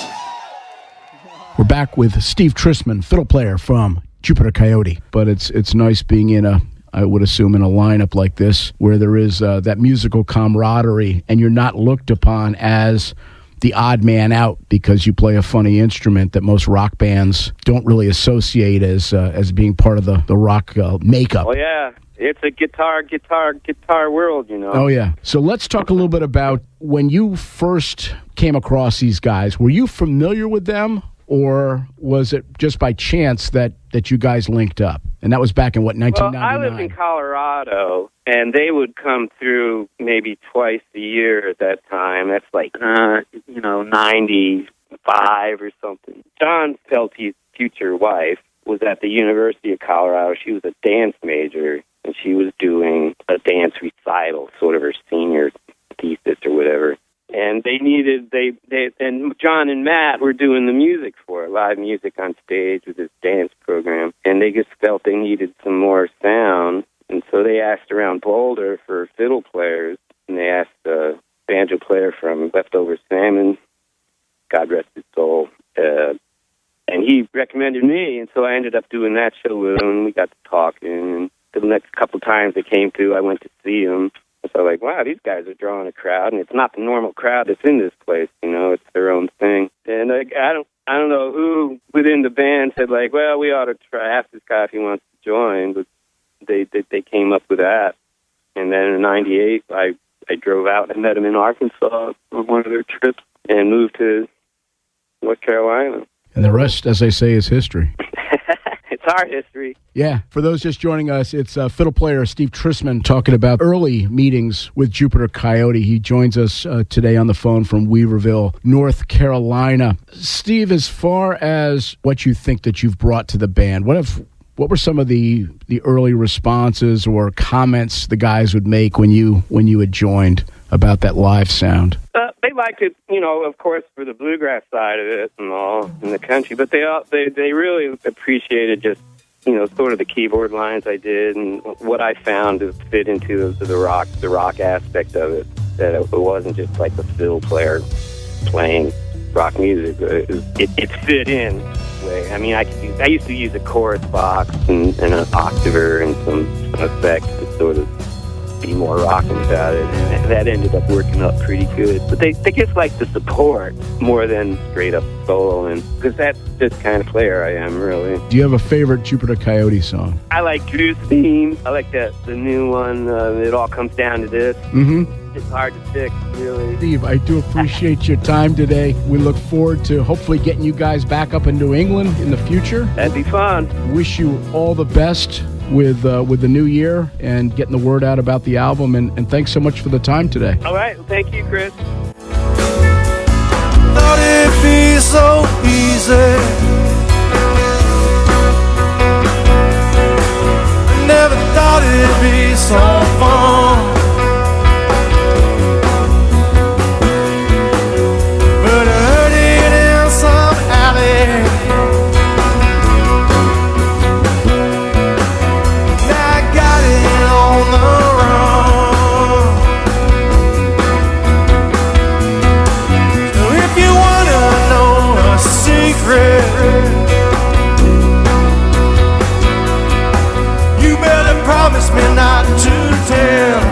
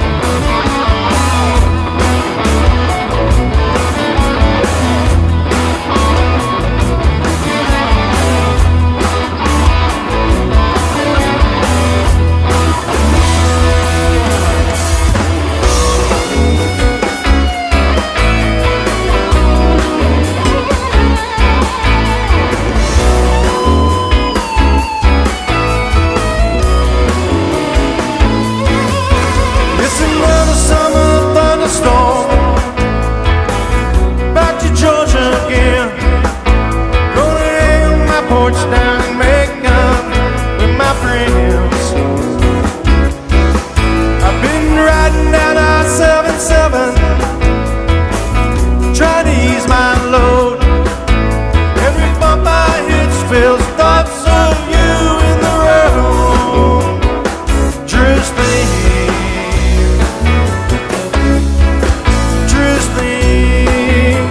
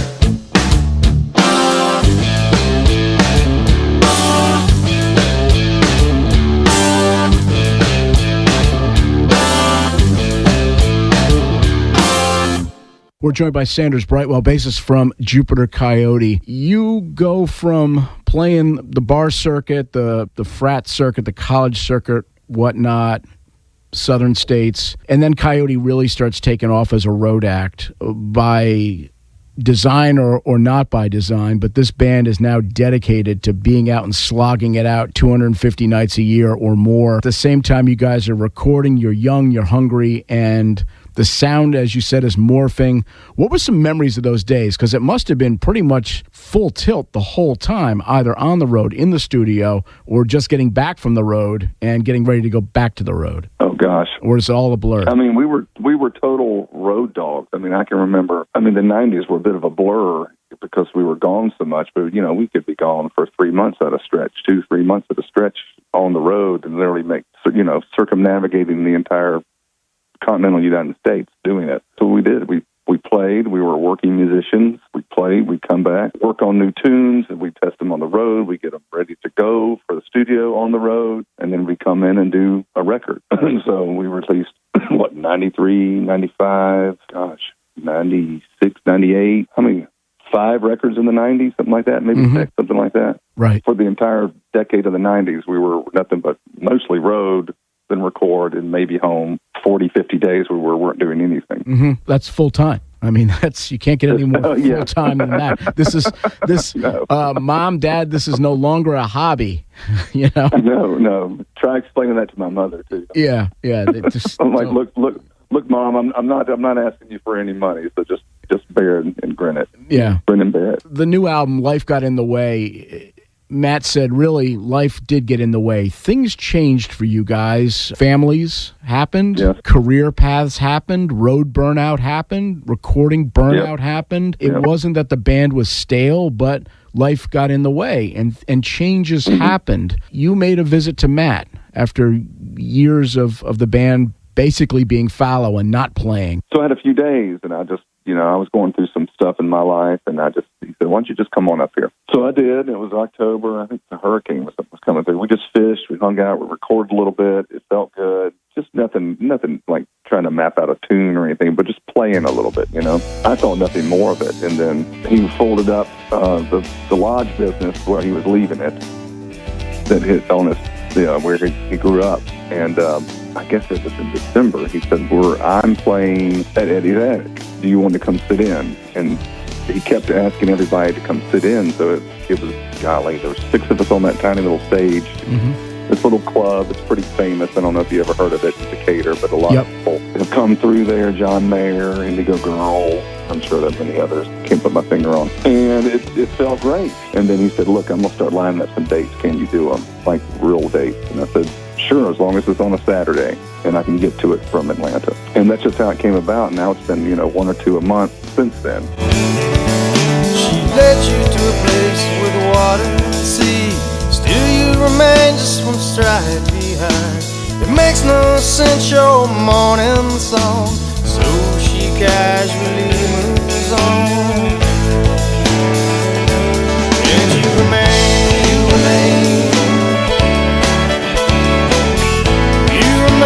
Just one stride behind. You remain. You remain just one stride behind.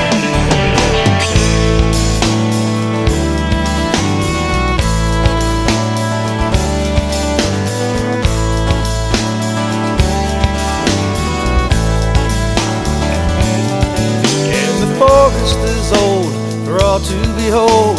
Life just a dot in the scope of time. A minute could be 10,000 years. It all depends how you time your days. And you remain. You remain a stride behind. You remain. You remain just one stride behind.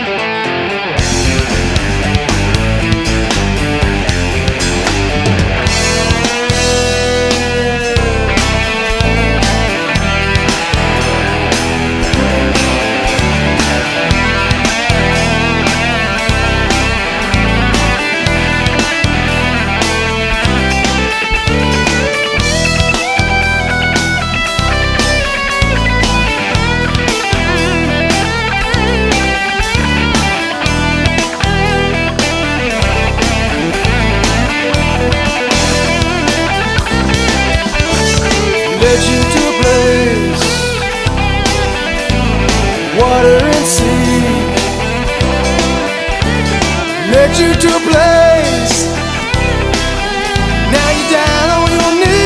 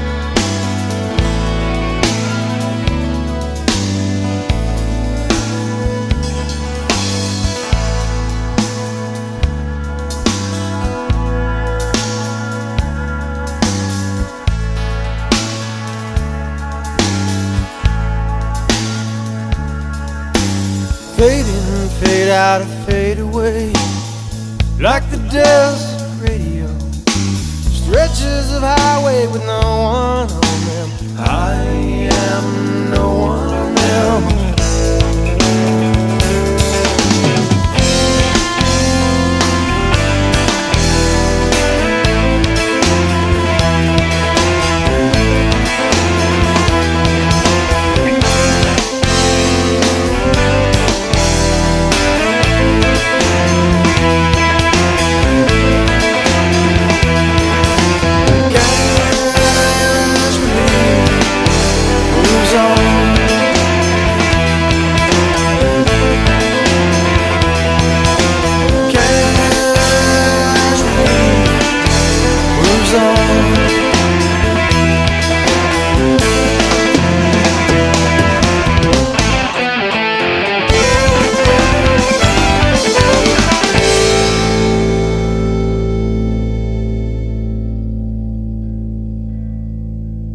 The Coyote thing is very, it's really so much about camaraderie. That's one of the few bands that I've worked with that at times, sometimes the camaraderie pulls you through more so than the music. Mm-hmm, you know, we're just good friends. We just like being around each other. And that's been in a lot of bands where the music's almost effortless, but, you know, you ride with some people for 2 or 3 hours and everybody's ready to strangle each other. Never really had that. I mean, there were moments, but... Oh, that's inevitable. It's inevitable. Yeah, but, you know, it's a pretty tight bond with everybody in Jupiter Coyote. So. For those just joining us, we're talking to Noel Felty. So, Noel, Brevard, North Carolina has always been the official, unofficial, or official home of Jupiter Coyote, correct? You didn't hear funk in Brevard. You didn't hear, you know, you could hear jazz from time to time, but you didn't, and you definitely didn't hear the stuff that the Coyote was putting down or something that you would expect to hear from Colonel Bruce Sampson or anything like that. Now that bunch resides here. You know, Jeff Sipe lives here as well. Mm-hmm. And back to the ARU Bruce Sampson connection. So the music here is now thriving, and you have great artists, great musicians coming here and doing their thing right down on Main Street. On a Monday night, people in Brevard are absolutely spoiled now that they can just step out and see world-class musicians. Stuff that you'd expect to see at the Blue Note in New York City. Right. You know, you can find that here now. Speaking of which, the ongoing evolution of Jupiter Coyote, you came in around 2001 to take Gene's place in the drum chair, and now 2000. you're 2000, and now 2000 April.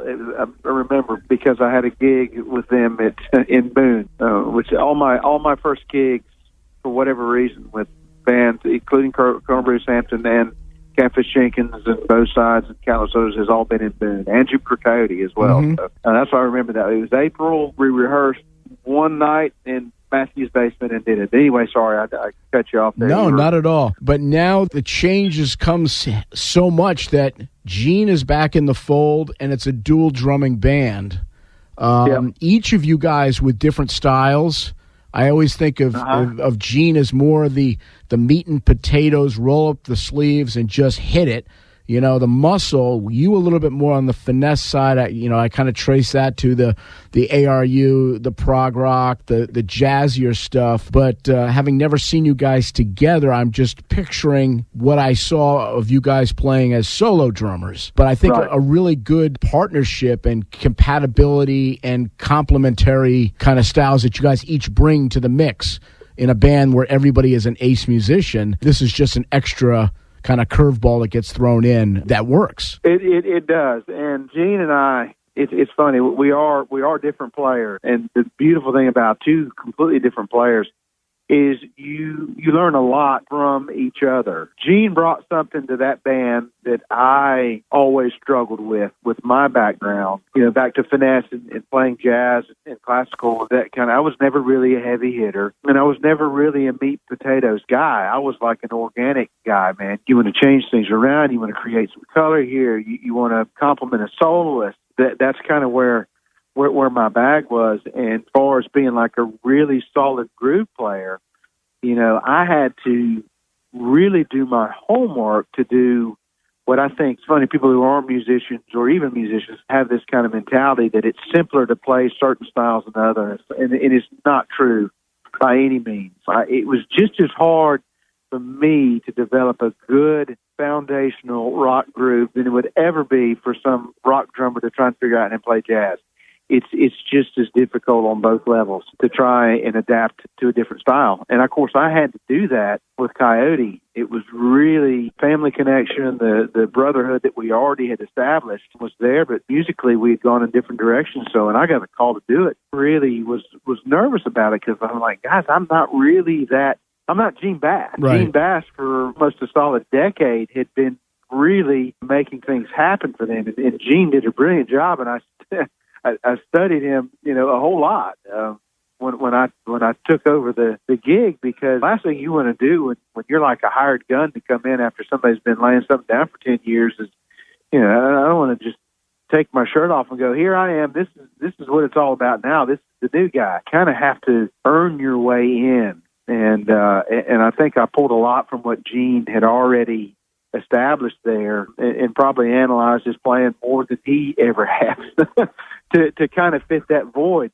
So then there was, you know, a couple year struggle of me trying to figure out how to be me and not just be, you know, my idea was never to just clone what somebody else had done, and because I can't stand cover bands and cover music, so I didn't want us to be a cover band, me just learning, you know, what had already been done. So I had to figure out a way to progress and make my playing complement the band as well. So when Gene and I finally got to work together, I think we have so much fun on stage because we're so giddy. After my 10 years that I put in really changed the direction of the band somewhat, and obviously the way that it sounded.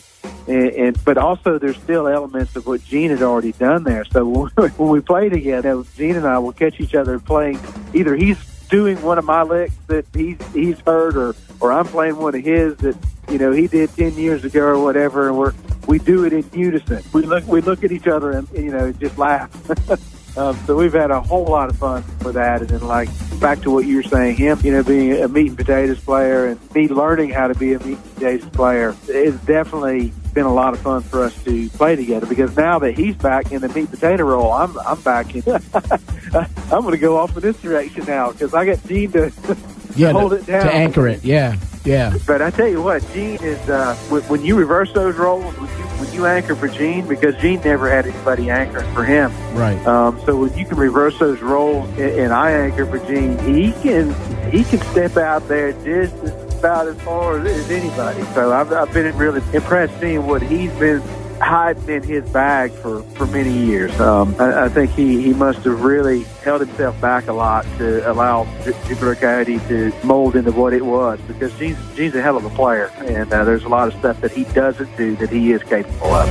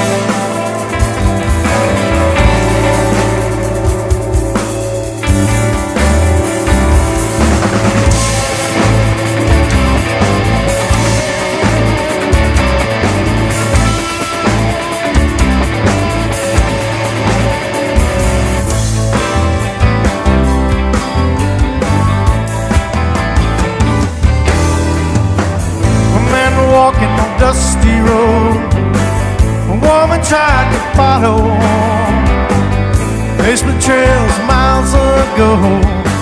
You don't see 'em round here no more.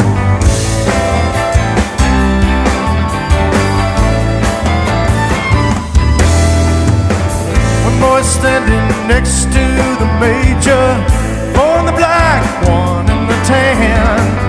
Wasn't his best day up on the rifle range, target gripped by the major's hand.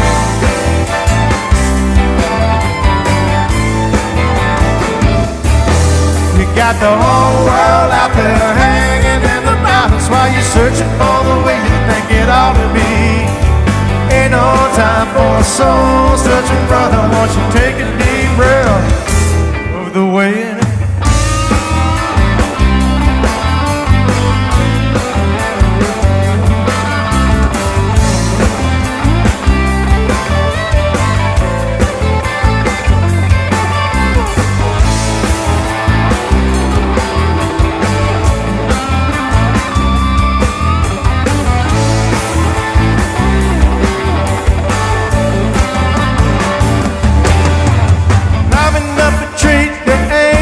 Growing, gotta keep reaching. Time is surely wasting. Never too tall to take a hell of a fall. Oh, those high places, yeah.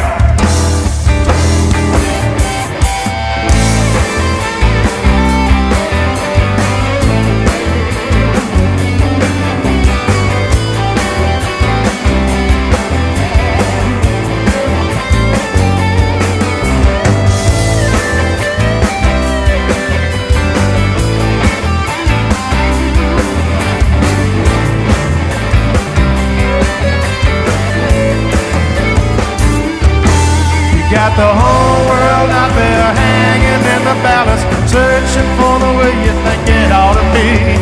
Ain't no time for soul searching, brother. Won't you take a deep breath of the way it is?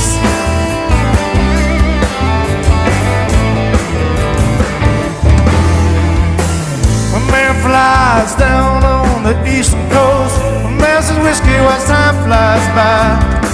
Someday when the Lord shows up at my door, we'll all go fly through that hole in the sky.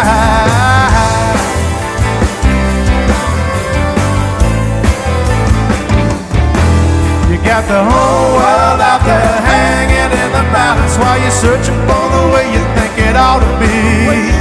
Ain't no time for soul searching, brother. Won't you take a deep breath of the way it is? Whole world out there hanging in the balance while you're searching for the way you think it ought to be. Ain't no time for soul searching, brother. Won't you take a deep breath of the way it is?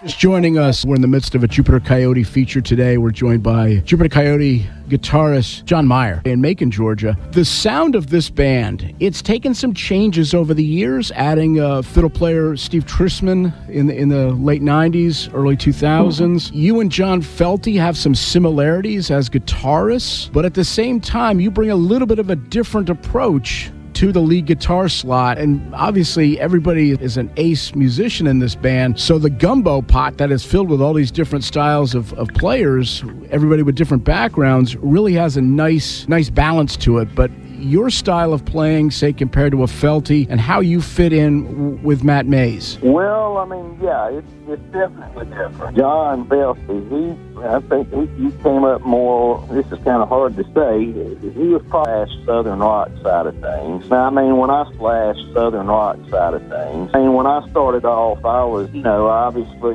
living in Macon, if you weren't aware of the Allman Brothers. Of course, I grew up here starting in the early 70s. I mean, it couldn't help but be influenced by it. In fact, my bizarre tuning, I basically based it off the song Dreams by the Allman Brothers. I literally, when I first started that, I just wanted to learn that song. So not really knowing any better, I just ended up tuning my guitar to that, and I did learn it, and it was like, well, I might as well try to see if I can, learn something else, and it just went from there. But I was also more into the louder material too. Honestly, Black Sabbath, things like that, Pink Floyd, kind of all over the place. Fulton, like I say, the Southern rock. Sure. Gosh, you name it. I've got a lot of influence, but as far as my style of playing, yeah, it's probably a little more brash and louder.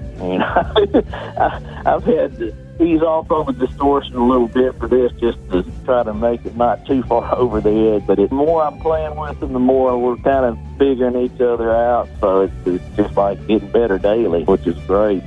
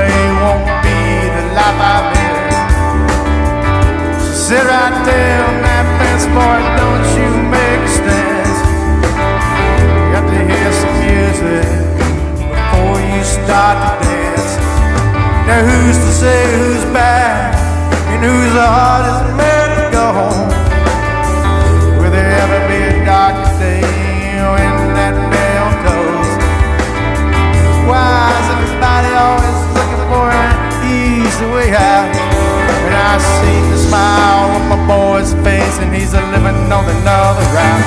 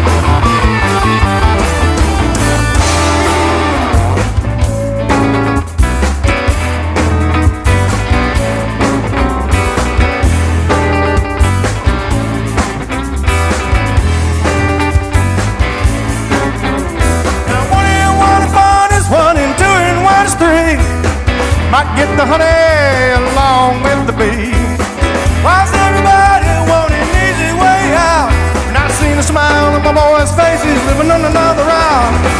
I didn't want no family. Now I got another leaf on my family tree. I didn't want no family. Now I got another leaf on my family tree. Yeah, I didn't want no family. Now I got another leaf on my family tree. I didn't want no family. Now I got another leaf on my family tree. Yeah, shake.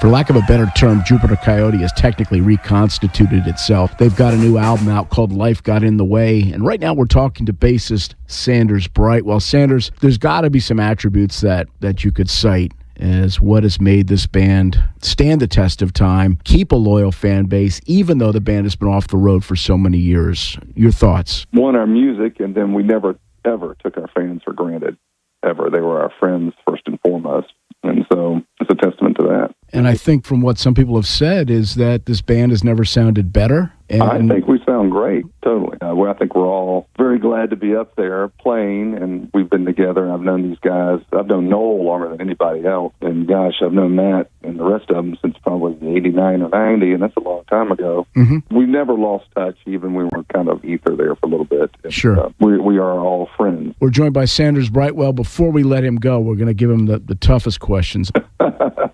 3 words or less to describe Jupiter Coyote. Oh, Lord. I think we're original. I think we're solid as a unit after all these years, and we're fun. If you come see us and you don't have fun, something's wrong. Something's wrong. Original, solid fun. What do the other guys say? Can't tell you. You got to wait for it to air.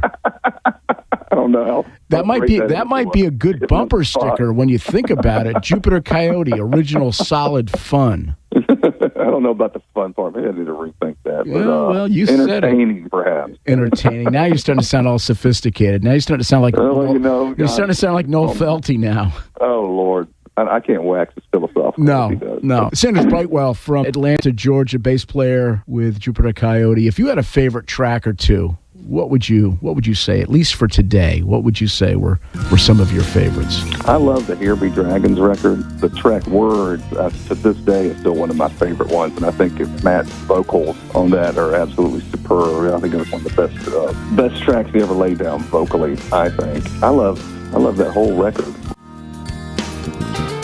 When I woke up this morning with a hurricane in my head, caught between the wind and the rain.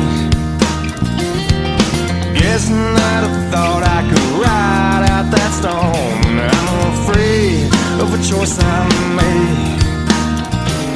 Wearing that anger on your collar for the whole world to see the trouble you've been under.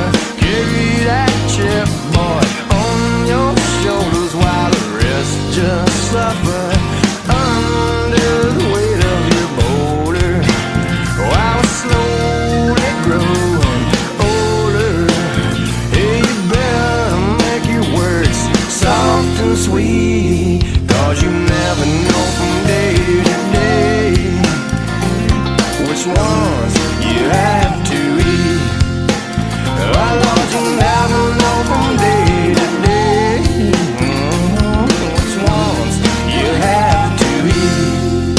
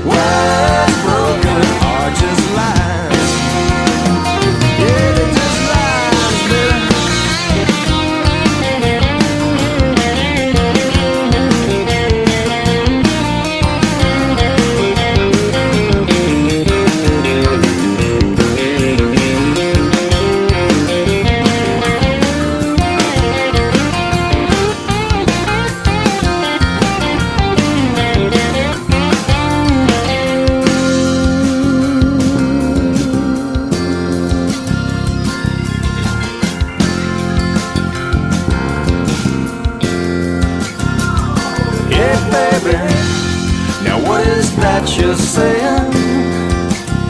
And would you mind whispering that again? Well, in my ear, hey baby, now what is that you're saying? And would you mind whispering that again? Well, in my ear, yeah.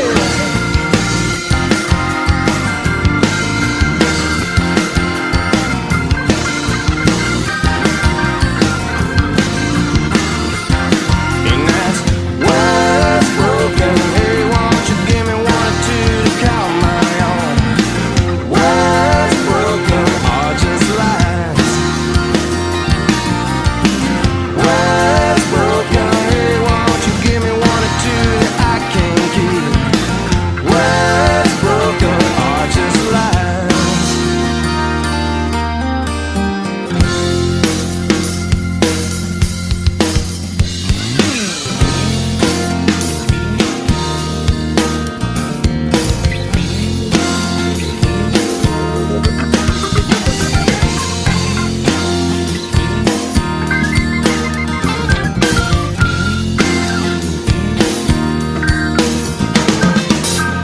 Heading west from Ashland, born west, just soulbound.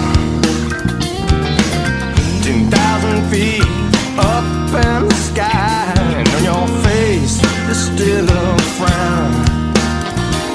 Wearing that anger on your collar for the whole world to see. The trouble you've been under, carry that chip, boy, on your shoulders while the rest just suffer under the weight of your boulder.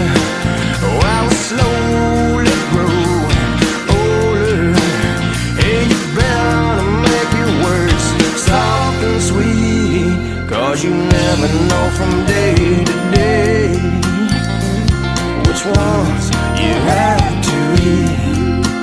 Oh Lord, you never know from day to day which ones you have to eat.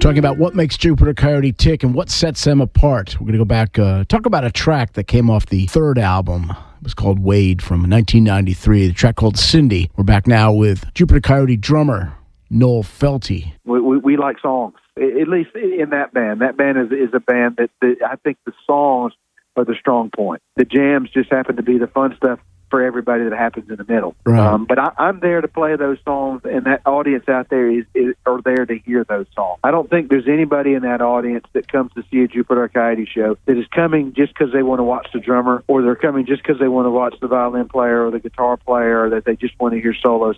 I think everybody that shows up in that room is there because they want to hear those stories and how they somehow relate to them. I'm going to put you on the spot. 3 words or less to describe the band. How would you sum them up? Oh man, three words or less. There's an awful lot of music in there to sum up in 3 words or less. All I can say is fun, camaraderie. I think everybody gets that. I'll just use 2 right there. I think if you notice, you've been to Coyote shows, there's just as much camaraderie with our audience as there is on stage, and I think we're all there to to have fun. Yep. I'm just kidding. It's simple, but I'll stick with it. Could you pick a tune right now that you could say, right this minute, this is the JC song that I want to hear? What would it be right now? Well, the song that I have always thought completely sums this band up, and I still almost get choked up when we start, even when we go over it during sound check. I think Cindy encompasses really what Jupiter Coyote is. I think that is like quintessentially our song. Now, there might be people that argue about that, but they're the elements of everything that we bring to the table. First of all, it's a great story. You're really seeing, Matthew's ability to do what he does lyrically. There's the elements of funk because it's a funky song, but yet there's this gidjo, which is a bluegrass instrument, and there's this kind of country bluegrass sensibility to it because Get Along Home, Cindy, Cindy, that's actually a bluegrass tune. Those lyrics were plagiarized some from there, but and that's kind of what Jupiter Coyote is all about. It's about great lyrics, it's about really good music, and it's about instruments playing, in genres they don't belong in. You got a banjo playing in a funk tune, and you got a fiddle playing in a funk tune. But you've got this funk tune that's half country. So, I mean, you can see why that.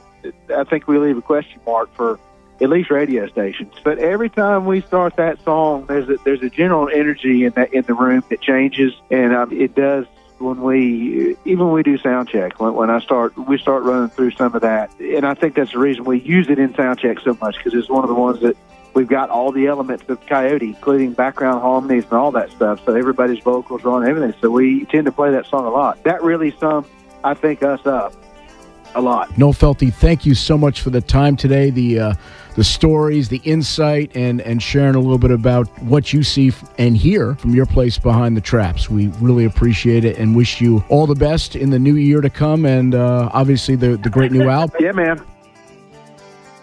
Back with Matthew Mays. Let's talk about that gidjo. That gidjo thing I play really turned out to be an intricate part of the sound. Banjo-styled stringing and neck with a Stratocaster body. Not a common instrument at all for anybody. When did you start playing gidjo, and what do you think that's brought to your sound? Because to hear it and see it is to believe it. Well, yeah, set us aside. A lot of those bands that you mentioned dabbled more on the blues and jazz side, especially the Allman Brothers, and we kind of dabbled more on this bluegrass side. Now, the gidjo, me being a banjo player, I couldn't really figure out how to get an acoustic banjo on our stage setup as loud as we were. You just couldn't get that thing loud enough to be able to compete, and it still kind of had that tinky banjo sound, so I was looking for a different tone.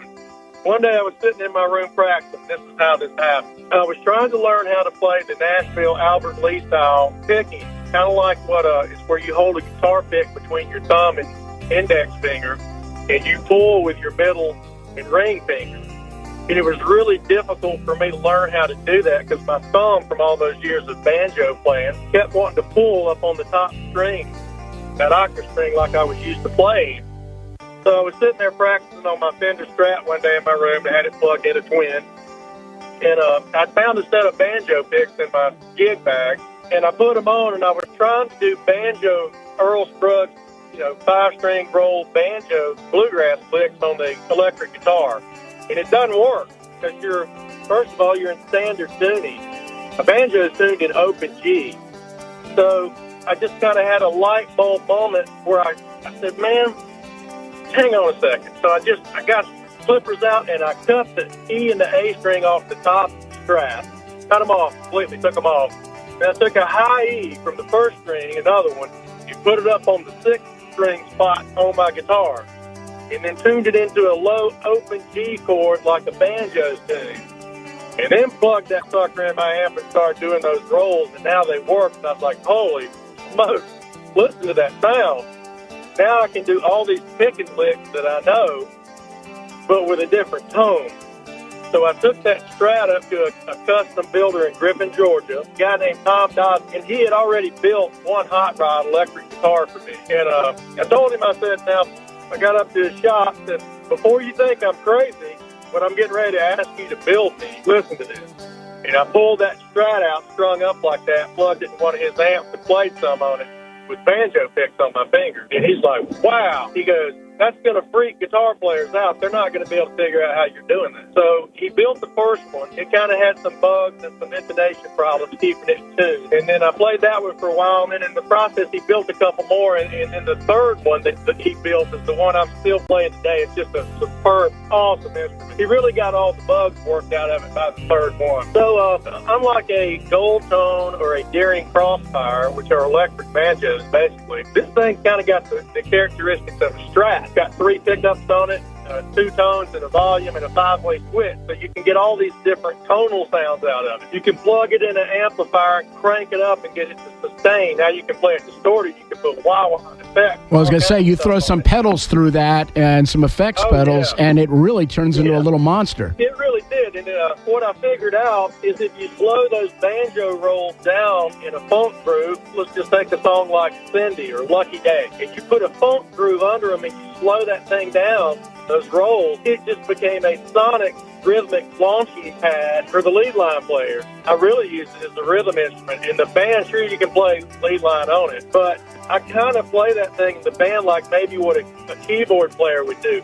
My picking hand really almost mimics what the right hand of a piano player would be doing if you broke apart all the notes that I'm hitting in one roll. So I kind of just fell into it, started messing around with it. Then over the years, it kind of became a really hybrid element of our sound. And it set us aside from the rest of the bands in that group. No one had an instrument like that, first of all. And then no one had a sound like that came out of it. It turned out to be just kind of one of those things you're fooling around with. It turns out to be something magical. It really was. It turned out to be way bigger than what I anticipated. Now, it's my favorite thing to play. I play it every night. I really feel most comfortable on that instrument. You can do all kinds of stuff with it. Banjo players are not real interested in it. The grasses, those guys are, most of them are such purists. They want to stick to the bluegrass and the acoustic sound and tone, which is fine. I've got a Gibson RB3 Master Tone too, and I play that. But in that band, as loud as we are on stage, man, you can compete with that thing. You can crank it up, and it's just been a lot of fun to play. Really, I feel most at home when I've got that thing on, man. Around the haystack, I ran round to meet her. She pulled up her petticoat. I whipped out the jaws. Get along home, Cindy. Get along home, Cindy. Your mama's calling you.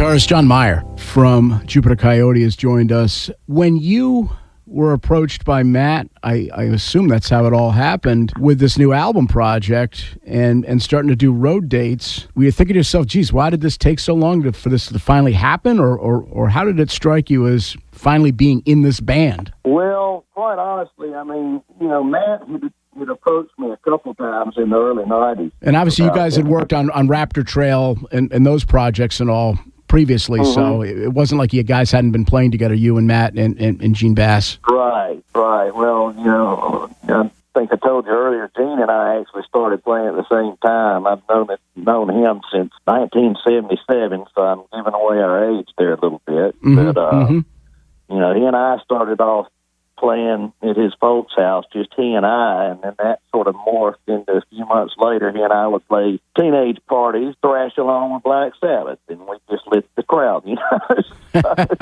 But Matt and I, they kind of approached me a couple times in the early 90s about coming and playing them and, a third guitar. And then, like I say, at that time I was, in marriage mode, in fish mode, children production mode, things like that. So I didn't do it, but it's just weird at the same time. I kind of regretted not doing it. Right. Because I've always gotten along with all of them just really good. We've always been best friends and everything. And I just, and like I say, it kind of wound down some in the early 2000s. Think much about it. Matt and I still kept in touch. Then the Raptor Trail thing popped up, and that just, my gosh, I mean, we put out 4 albums basically about 3 years, and it just came so fast and furious. Just kind of went from there, and then Matt was, continuously getting offers to play these places. That's when they sort of approached me, and I had just kind of gotten out of where I wasn't really wanting to play my bars, and I'd just kind of written that off. And when Matt approached me with it this time, it was like, I thought it would be a blast. Quite honestly, it's the most fun I've ever had playing since I've been with it this time around, so it's really working out good.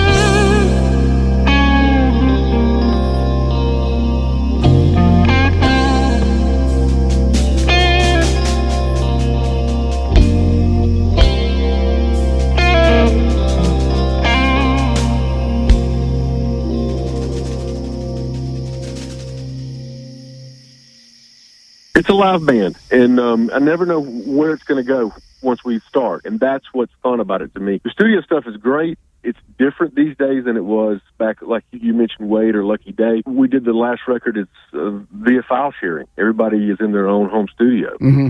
So we were never in the same room together. There are some drawbacks to that, obviously. However, there's a convenience factor, too. I'm trying to think of a song. The title cut, Life Gets in the Way. Yep.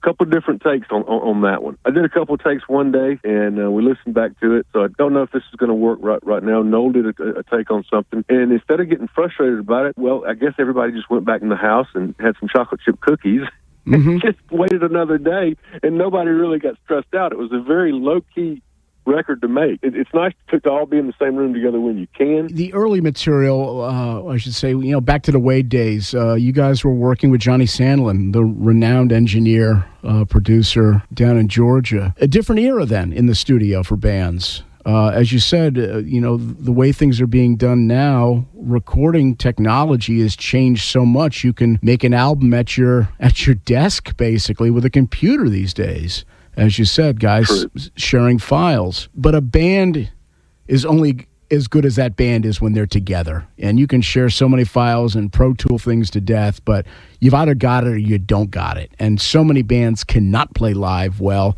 cannot capture that energy because they are technically creations of the studio. Coyote can do both, but is truly an onstage organism. Right, and it's funny. I mean, you're talking about Johnny. We wouldn't be able to do any of the stuff we're doing right now by ourselves if it wasn't for Johnny back then, because when we first hit the studio with him, looking back on it, we were very green, and we had a clue, but not much of a clue. He taught us so much, and he was such a wonderful human being. He was one of the greats. He really was. I really miss him. All the stuff you hear on there, especially when you're talking about the drum tracks or anything, that's live stuff. There's no edits in there. If it's a track on the new album you heard, it's there from start to finish with a live cut. Now I'm sure there's some guitar overdubs. As a matter of fact, I'm positive there is. Mm-hmm. But that's a different beast than drums.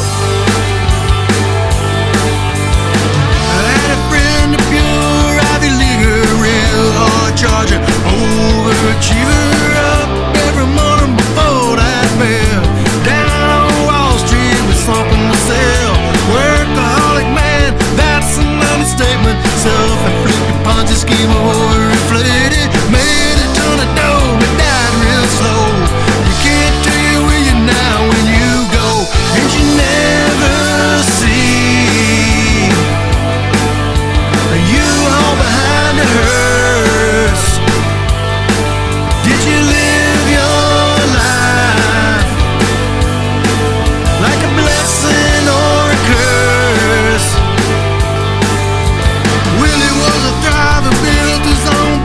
Trying to keep up with the Jones and the Misses. 3 or 4 wives and a pile of kids, and a block full of houses no longer his. He missed the ball games and the Christmas play. Always work getting in the way. When the cancer came, it was too late. Now the family's fighting over his estate, and you never see you all behind the hearse.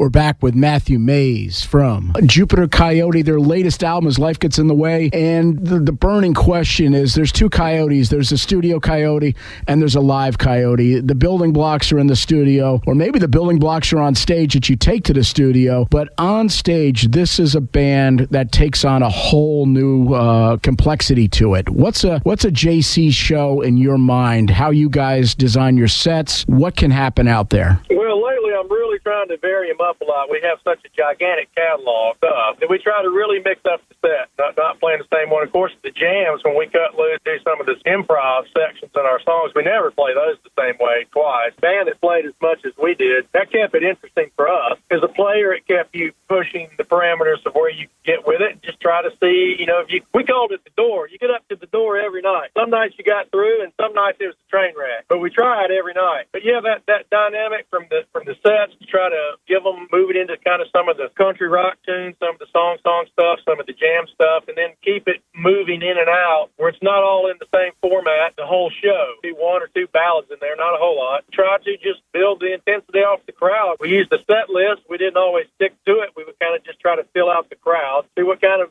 mood or vibe they were in, and then roll with it from there. Now, as far as the set, this is how we did it. We called it Clump. Clump would be like 4 or 5 songs, like what I was telling you about earlier, that we would link together without stopping. That was born out of the fact that I was playing electric guitar, acoustic guitar and drop D or dadgad, and then gidgeos. So I was bouncing around 4 different instruments, 4 different tunings. So rather than swapping between each song and having to retune and all that dead time between songs, we started linking 4 or 5 of them together on the instrument that I happened to be playing in that segment. So rather than have to stop and switch after each song, we'd play 4 or 5, and then I would stop and switch to a different instrument, and we'd go into another clump, which would be maybe 4 or 5 songs where I was playing electric guitar. And then we'd stop, and I'd put on the gidgeo, and we'd go into 4 or 5 where I was playing the gidgeo. And then back to standard tuning on the acoustic. So it just stopped all the dead time. And that's kind of how our set list was born, into the clumps of songs that we would play and string them together and do different ones in those clumps based on what I was tuned in and what instrument I was playing. And again, you read the room. Things can change mid-set. Some of the guys on stage might start nudging people in one direction. John might throw a curveball at you. You might get a bass line from Sanders. Noel might throw some things at you. So things can change, I would assume. Absolutely. Still happens on stage now. We just let it go a little bit and see where it's going to go. We figure somebody's always got to have the rope, we call it. Right. That's the one guy who's got the rope to pull us all back in case it gets too far out there. So, and then reel it back in. Over the years of all that playing, we got good at listening to each other and figuring out where that was going and figuring out a way to push it out there and then figuring out a way to reel it back in. And it never was hardly ever done the same way twice. So, well, that's what makes it fun. That's half the fun of the band, is that freedom. Players have to just roll with it. We don't play all the lead line stuff the same way every night. The signature lick, sure. Mm-hmm. But the rest of it, no. It could be different every night. We kind of come out of the Grateful Dead mode. Mm-hmm. We're like, well, let's push it on out there and see where it goes. Allman Brothers certainly did it in the early days, right, too. And we weren't afraid of doing it. Now, you don't want to do that all night. No. You lose people. But there are magical seconds of when you can do it that it can be just beautiful. And you know what happens is you're creating music then rather than just making it or reproducing what you already did. You're actually inventing it on the spot, and you're playing from total feel. And there's a lot of fear and freedom in that.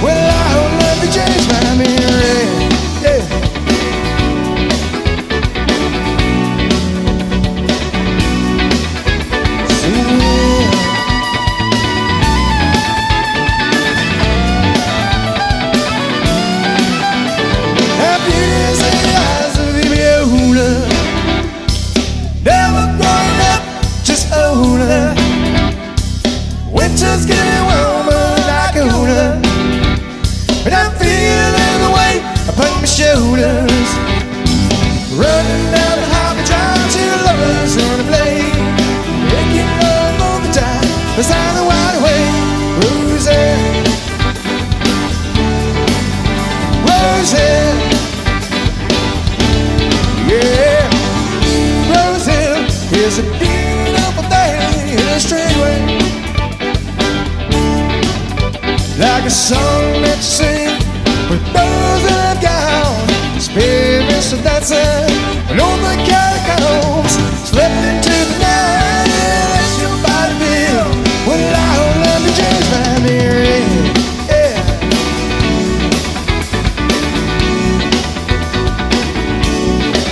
So it's so real, all you dreams so real. That beauty's in the eyes of Viola. Never growing up, just own her. Winter's getting warmer like a hula, and I'm feeling the weight upon my shoulders. Running down the highway, trying to lovers in a blade, making love on the time beside the wide awake.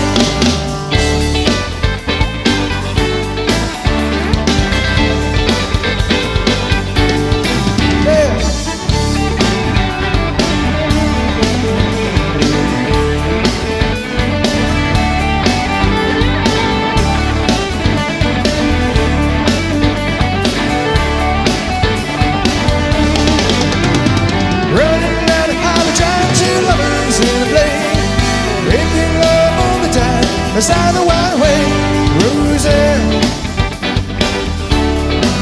my Rosie.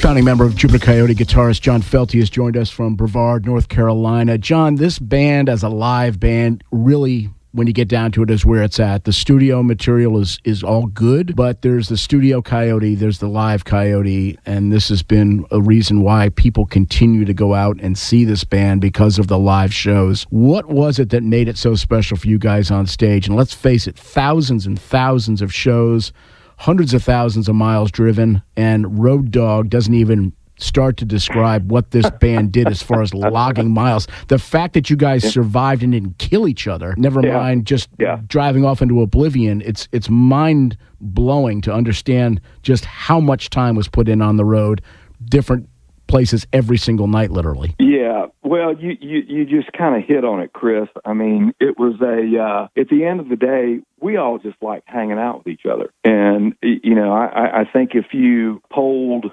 any successful band that has been together for any length of time, that's going to be the common thread. Yeah, you can have great players. You certainly got to have good songwriting in the group. At the end of the day, you have to really, really like and respect each other. And we did. This group, even the few members came and went, but we all really just enjoyed doing this together. That allowed us to stay together long enough to have success. And I think that is what was the catalyst for the energy on stage. We all had a genuine respect and fun rapport with each other, and we were able to communicate musically on stage and transfer that to the audience. I think it was, we allowed our individual personalities to breathe through that, and people connected with that, and we were always accessible to our fans. You know, we were never a group that once the show was over, went to the green room or hopped on the bus or whatever and kind of hid out. We were in the mix, and I think that is part of the reason that our fans really felt like they could connect with us and see that we were really, you know, we were just real people like they were too. And that was a big part of it. We made long-lasting friends all over the country from this band. You know, that was one of the other bonuses of it. And it wasn't something that we went out and made a calculated effort. It was something that was just who we were. I wouldn't say it was necessarily a Southern thing, but yeah, there was the party part of it, too. You know, that was always fun. But certainly at the shows, we made ourselves accessible. And I think that was a big attribute for our success as well. 3 words or less to describe Jupiter Coyote. 3 words or less. Oh man, Chris, that's a tough one, man. Persistent, creative, strong.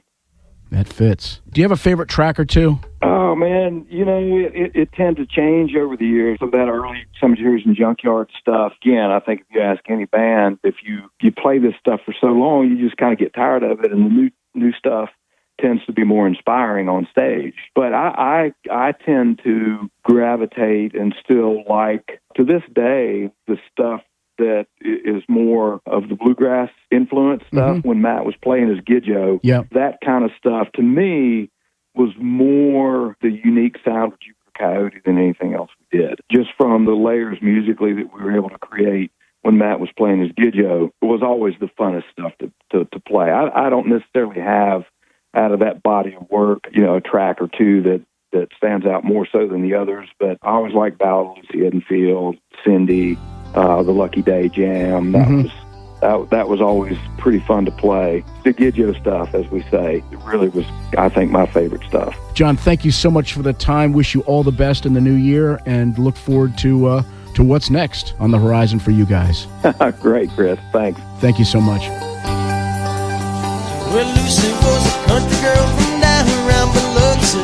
Packed her life and headed down to New Orleans. Couldn't work the farm, couldn't be like her mama, withering away in a factory. Bus was beating down some backwoods highway, carrying Lucy and all of her dreams. Mama used to take her to church on Sunday. Jesus never taught her not to be nice. It's hard to see with stars in your eyes. It's hard to tell the truth from the lies.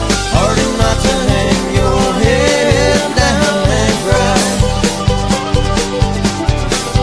Well, Lucy, don't you know those angels are coming, picking you up so you can fly, fly, fly. Lucy, don't you know you're gonna see those angels the day you're born and the day you die.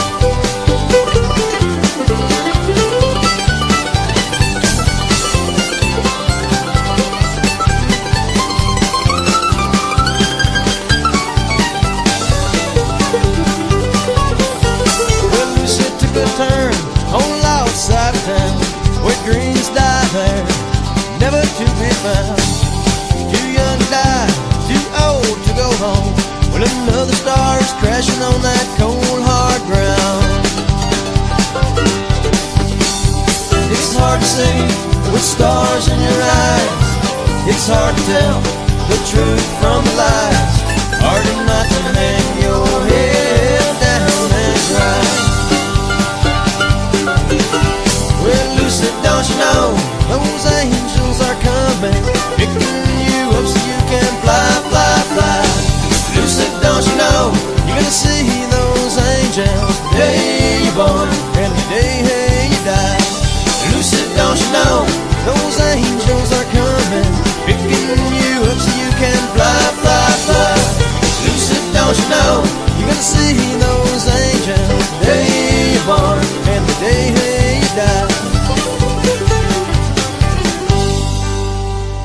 Matthew Mays has joined us this afternoon from Jupiter Coyote. Their latest album, Life Got in the Way. Matthew, where can people learn more about projects that you guys are doing, websites, things like that, be it Raptor Trail, your own material, or JC material? Where can people go online to check you guys out? Well, of course, if you want to download it, you can get everything we've done at iTunes, Google Music, Amazon, all the downloads, 55 of them out there. We're in all of them. Take your pick. iTunes is probably the best. Now, for streaming, Spotify, our entire catalog is on all the streaming outlets. That's Google Music, Apple Music, Amazon, and Spotify. So you can go in there and type in Jupiter Coyote and listen to it. Matthew Mays from Jupiter Coyote. Before we let you go, I'm going to put you on the spot. Give me your all-time number one JC song. If you had to pick one right now, and of course that can change every day, every hour, but if you had to listen to one right now, what would it be? Man, that's a tall order. You know, for me, I wrote most of all that stuff. Felty and I co-wrote a few. And pretty much all the rest of those I wrote. So I remember Jerry Garcia saying one time that somebody asked him that same question. And I know what he meant there. He said, well, I kind of feel like they're all near miss. I don't know that I've written the perfect one. And I don't know that I've written the perfect one either. I think I've written some really good ones. I don't know that I could pick my hands-down favorite one. Just when I think, wow, I really like playing that song, or I really like that one, then I like that one too. It's like, gosh, I don't know. Give me two or three. I like Song Like Words. There's something still totally free about Lucky Day and what all kinds of stuff that goes into. I mean, good gracious, we've taken that into Grateful Dead tunes, Widespread Panic tunes, Allman Brothers tunes, just all kinds of stuff. So that one's still up there from a player standpoint. Fun to cut it loose and see where it goes. As far as songs I've written that I think are probably smash hits for people if they ever got a hold of them. I mean, Real Thing and Tying Things Together and Great, tunes like that. I don't know that I could pick one, really. Well, those are all they're good. They're all personal and they're all real, so they all mean something. So a lot of them are autobiographical to me. There's a little piece of me, probably more so than I would want sometimes, in about all that stuff. So I always said, I remember Jimmy Page said one time, Chris, that people can't tell really how good you are, how bad you are as a player, or how great a song is, or how bad, or how good you are as a singer, or whatever. I'm paraphrasing this, of course. But he said what they can pick up on is if you play it with conviction. If you play with conviction, people pick up on that instantly. So I just tried to stick to that. Play it like you feel it. Play it like you mean it. And don't overanalyze the rest of it. Words to live by. Matthew Mays, thank you so much. We wish you all the best with the latest Jupiter Coyotes album, Life Got in the Way, the solo stuff, and all. We look forward to getting your butts back up here in New England. Man, I hope that happens. We'd love to get back up there. Thanks, Chris. Thank you so much.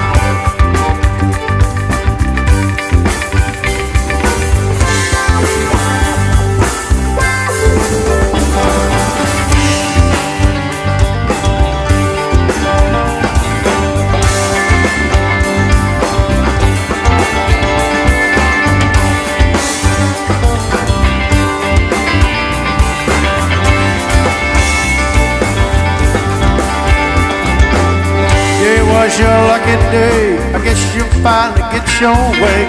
We said all there was to say a long time ago.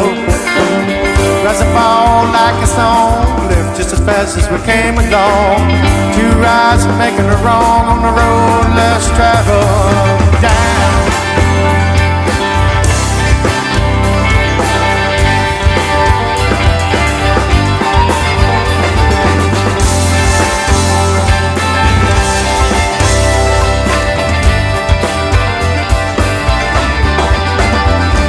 Together heroes, that's why you pay for times is to fly.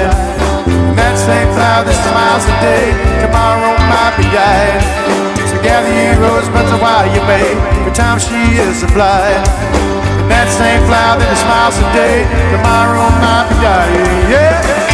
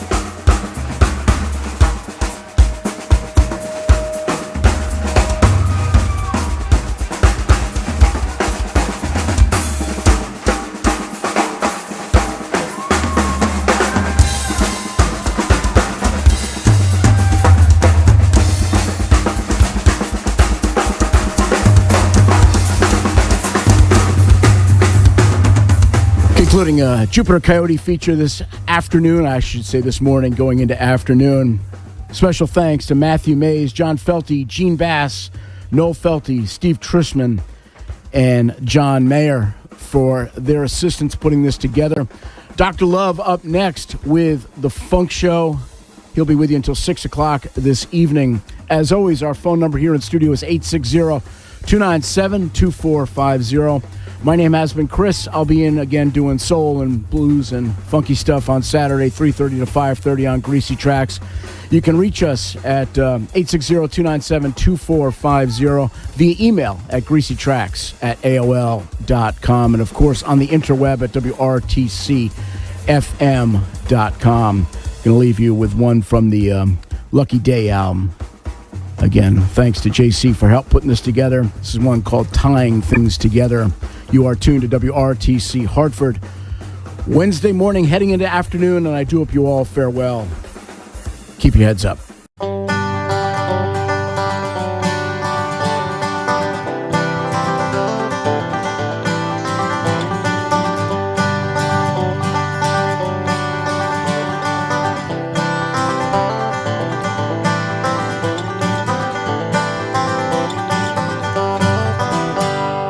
I just watched another year slowly pass me by. Time's winged chariot has surely made me wise, and I'm still taking trips to understand my core. And I ain't learned nothing yet I didn't know before. Tune carries my soul like the river carries silk. I'm living in some walls I could only build. Can you catch me when my race is run? Like Icarus, I'll probably fly too close to the sun. So tell me, is this the way I'm supposed to live? Can I see the signals that the keeper gives? Is this the way I'm supposed to live? Tying things together that don't have any ends.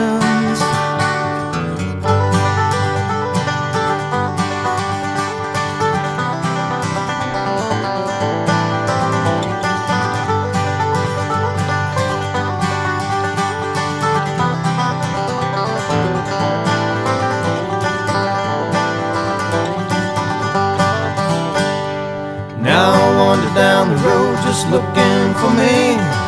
Most of the time I find the things I don't want to see.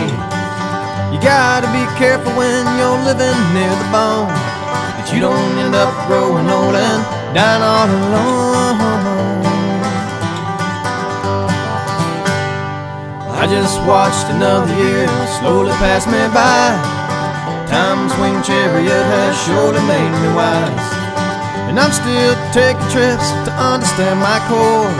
And I ain't learned nothing yet I didn't know before. So tell me, is this the way I'm supposed to live? Can I see the signals that the keeper gives? Is this the way I'm supposed to live? Tying things together that don't have any ends. Is this the way I'm supposed to live? Can I see the signals that the keeper gives? Is this the way I'm supposed to live? Tying things together that don't have any ends.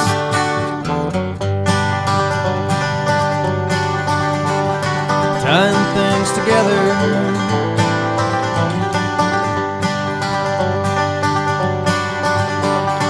Tying things together.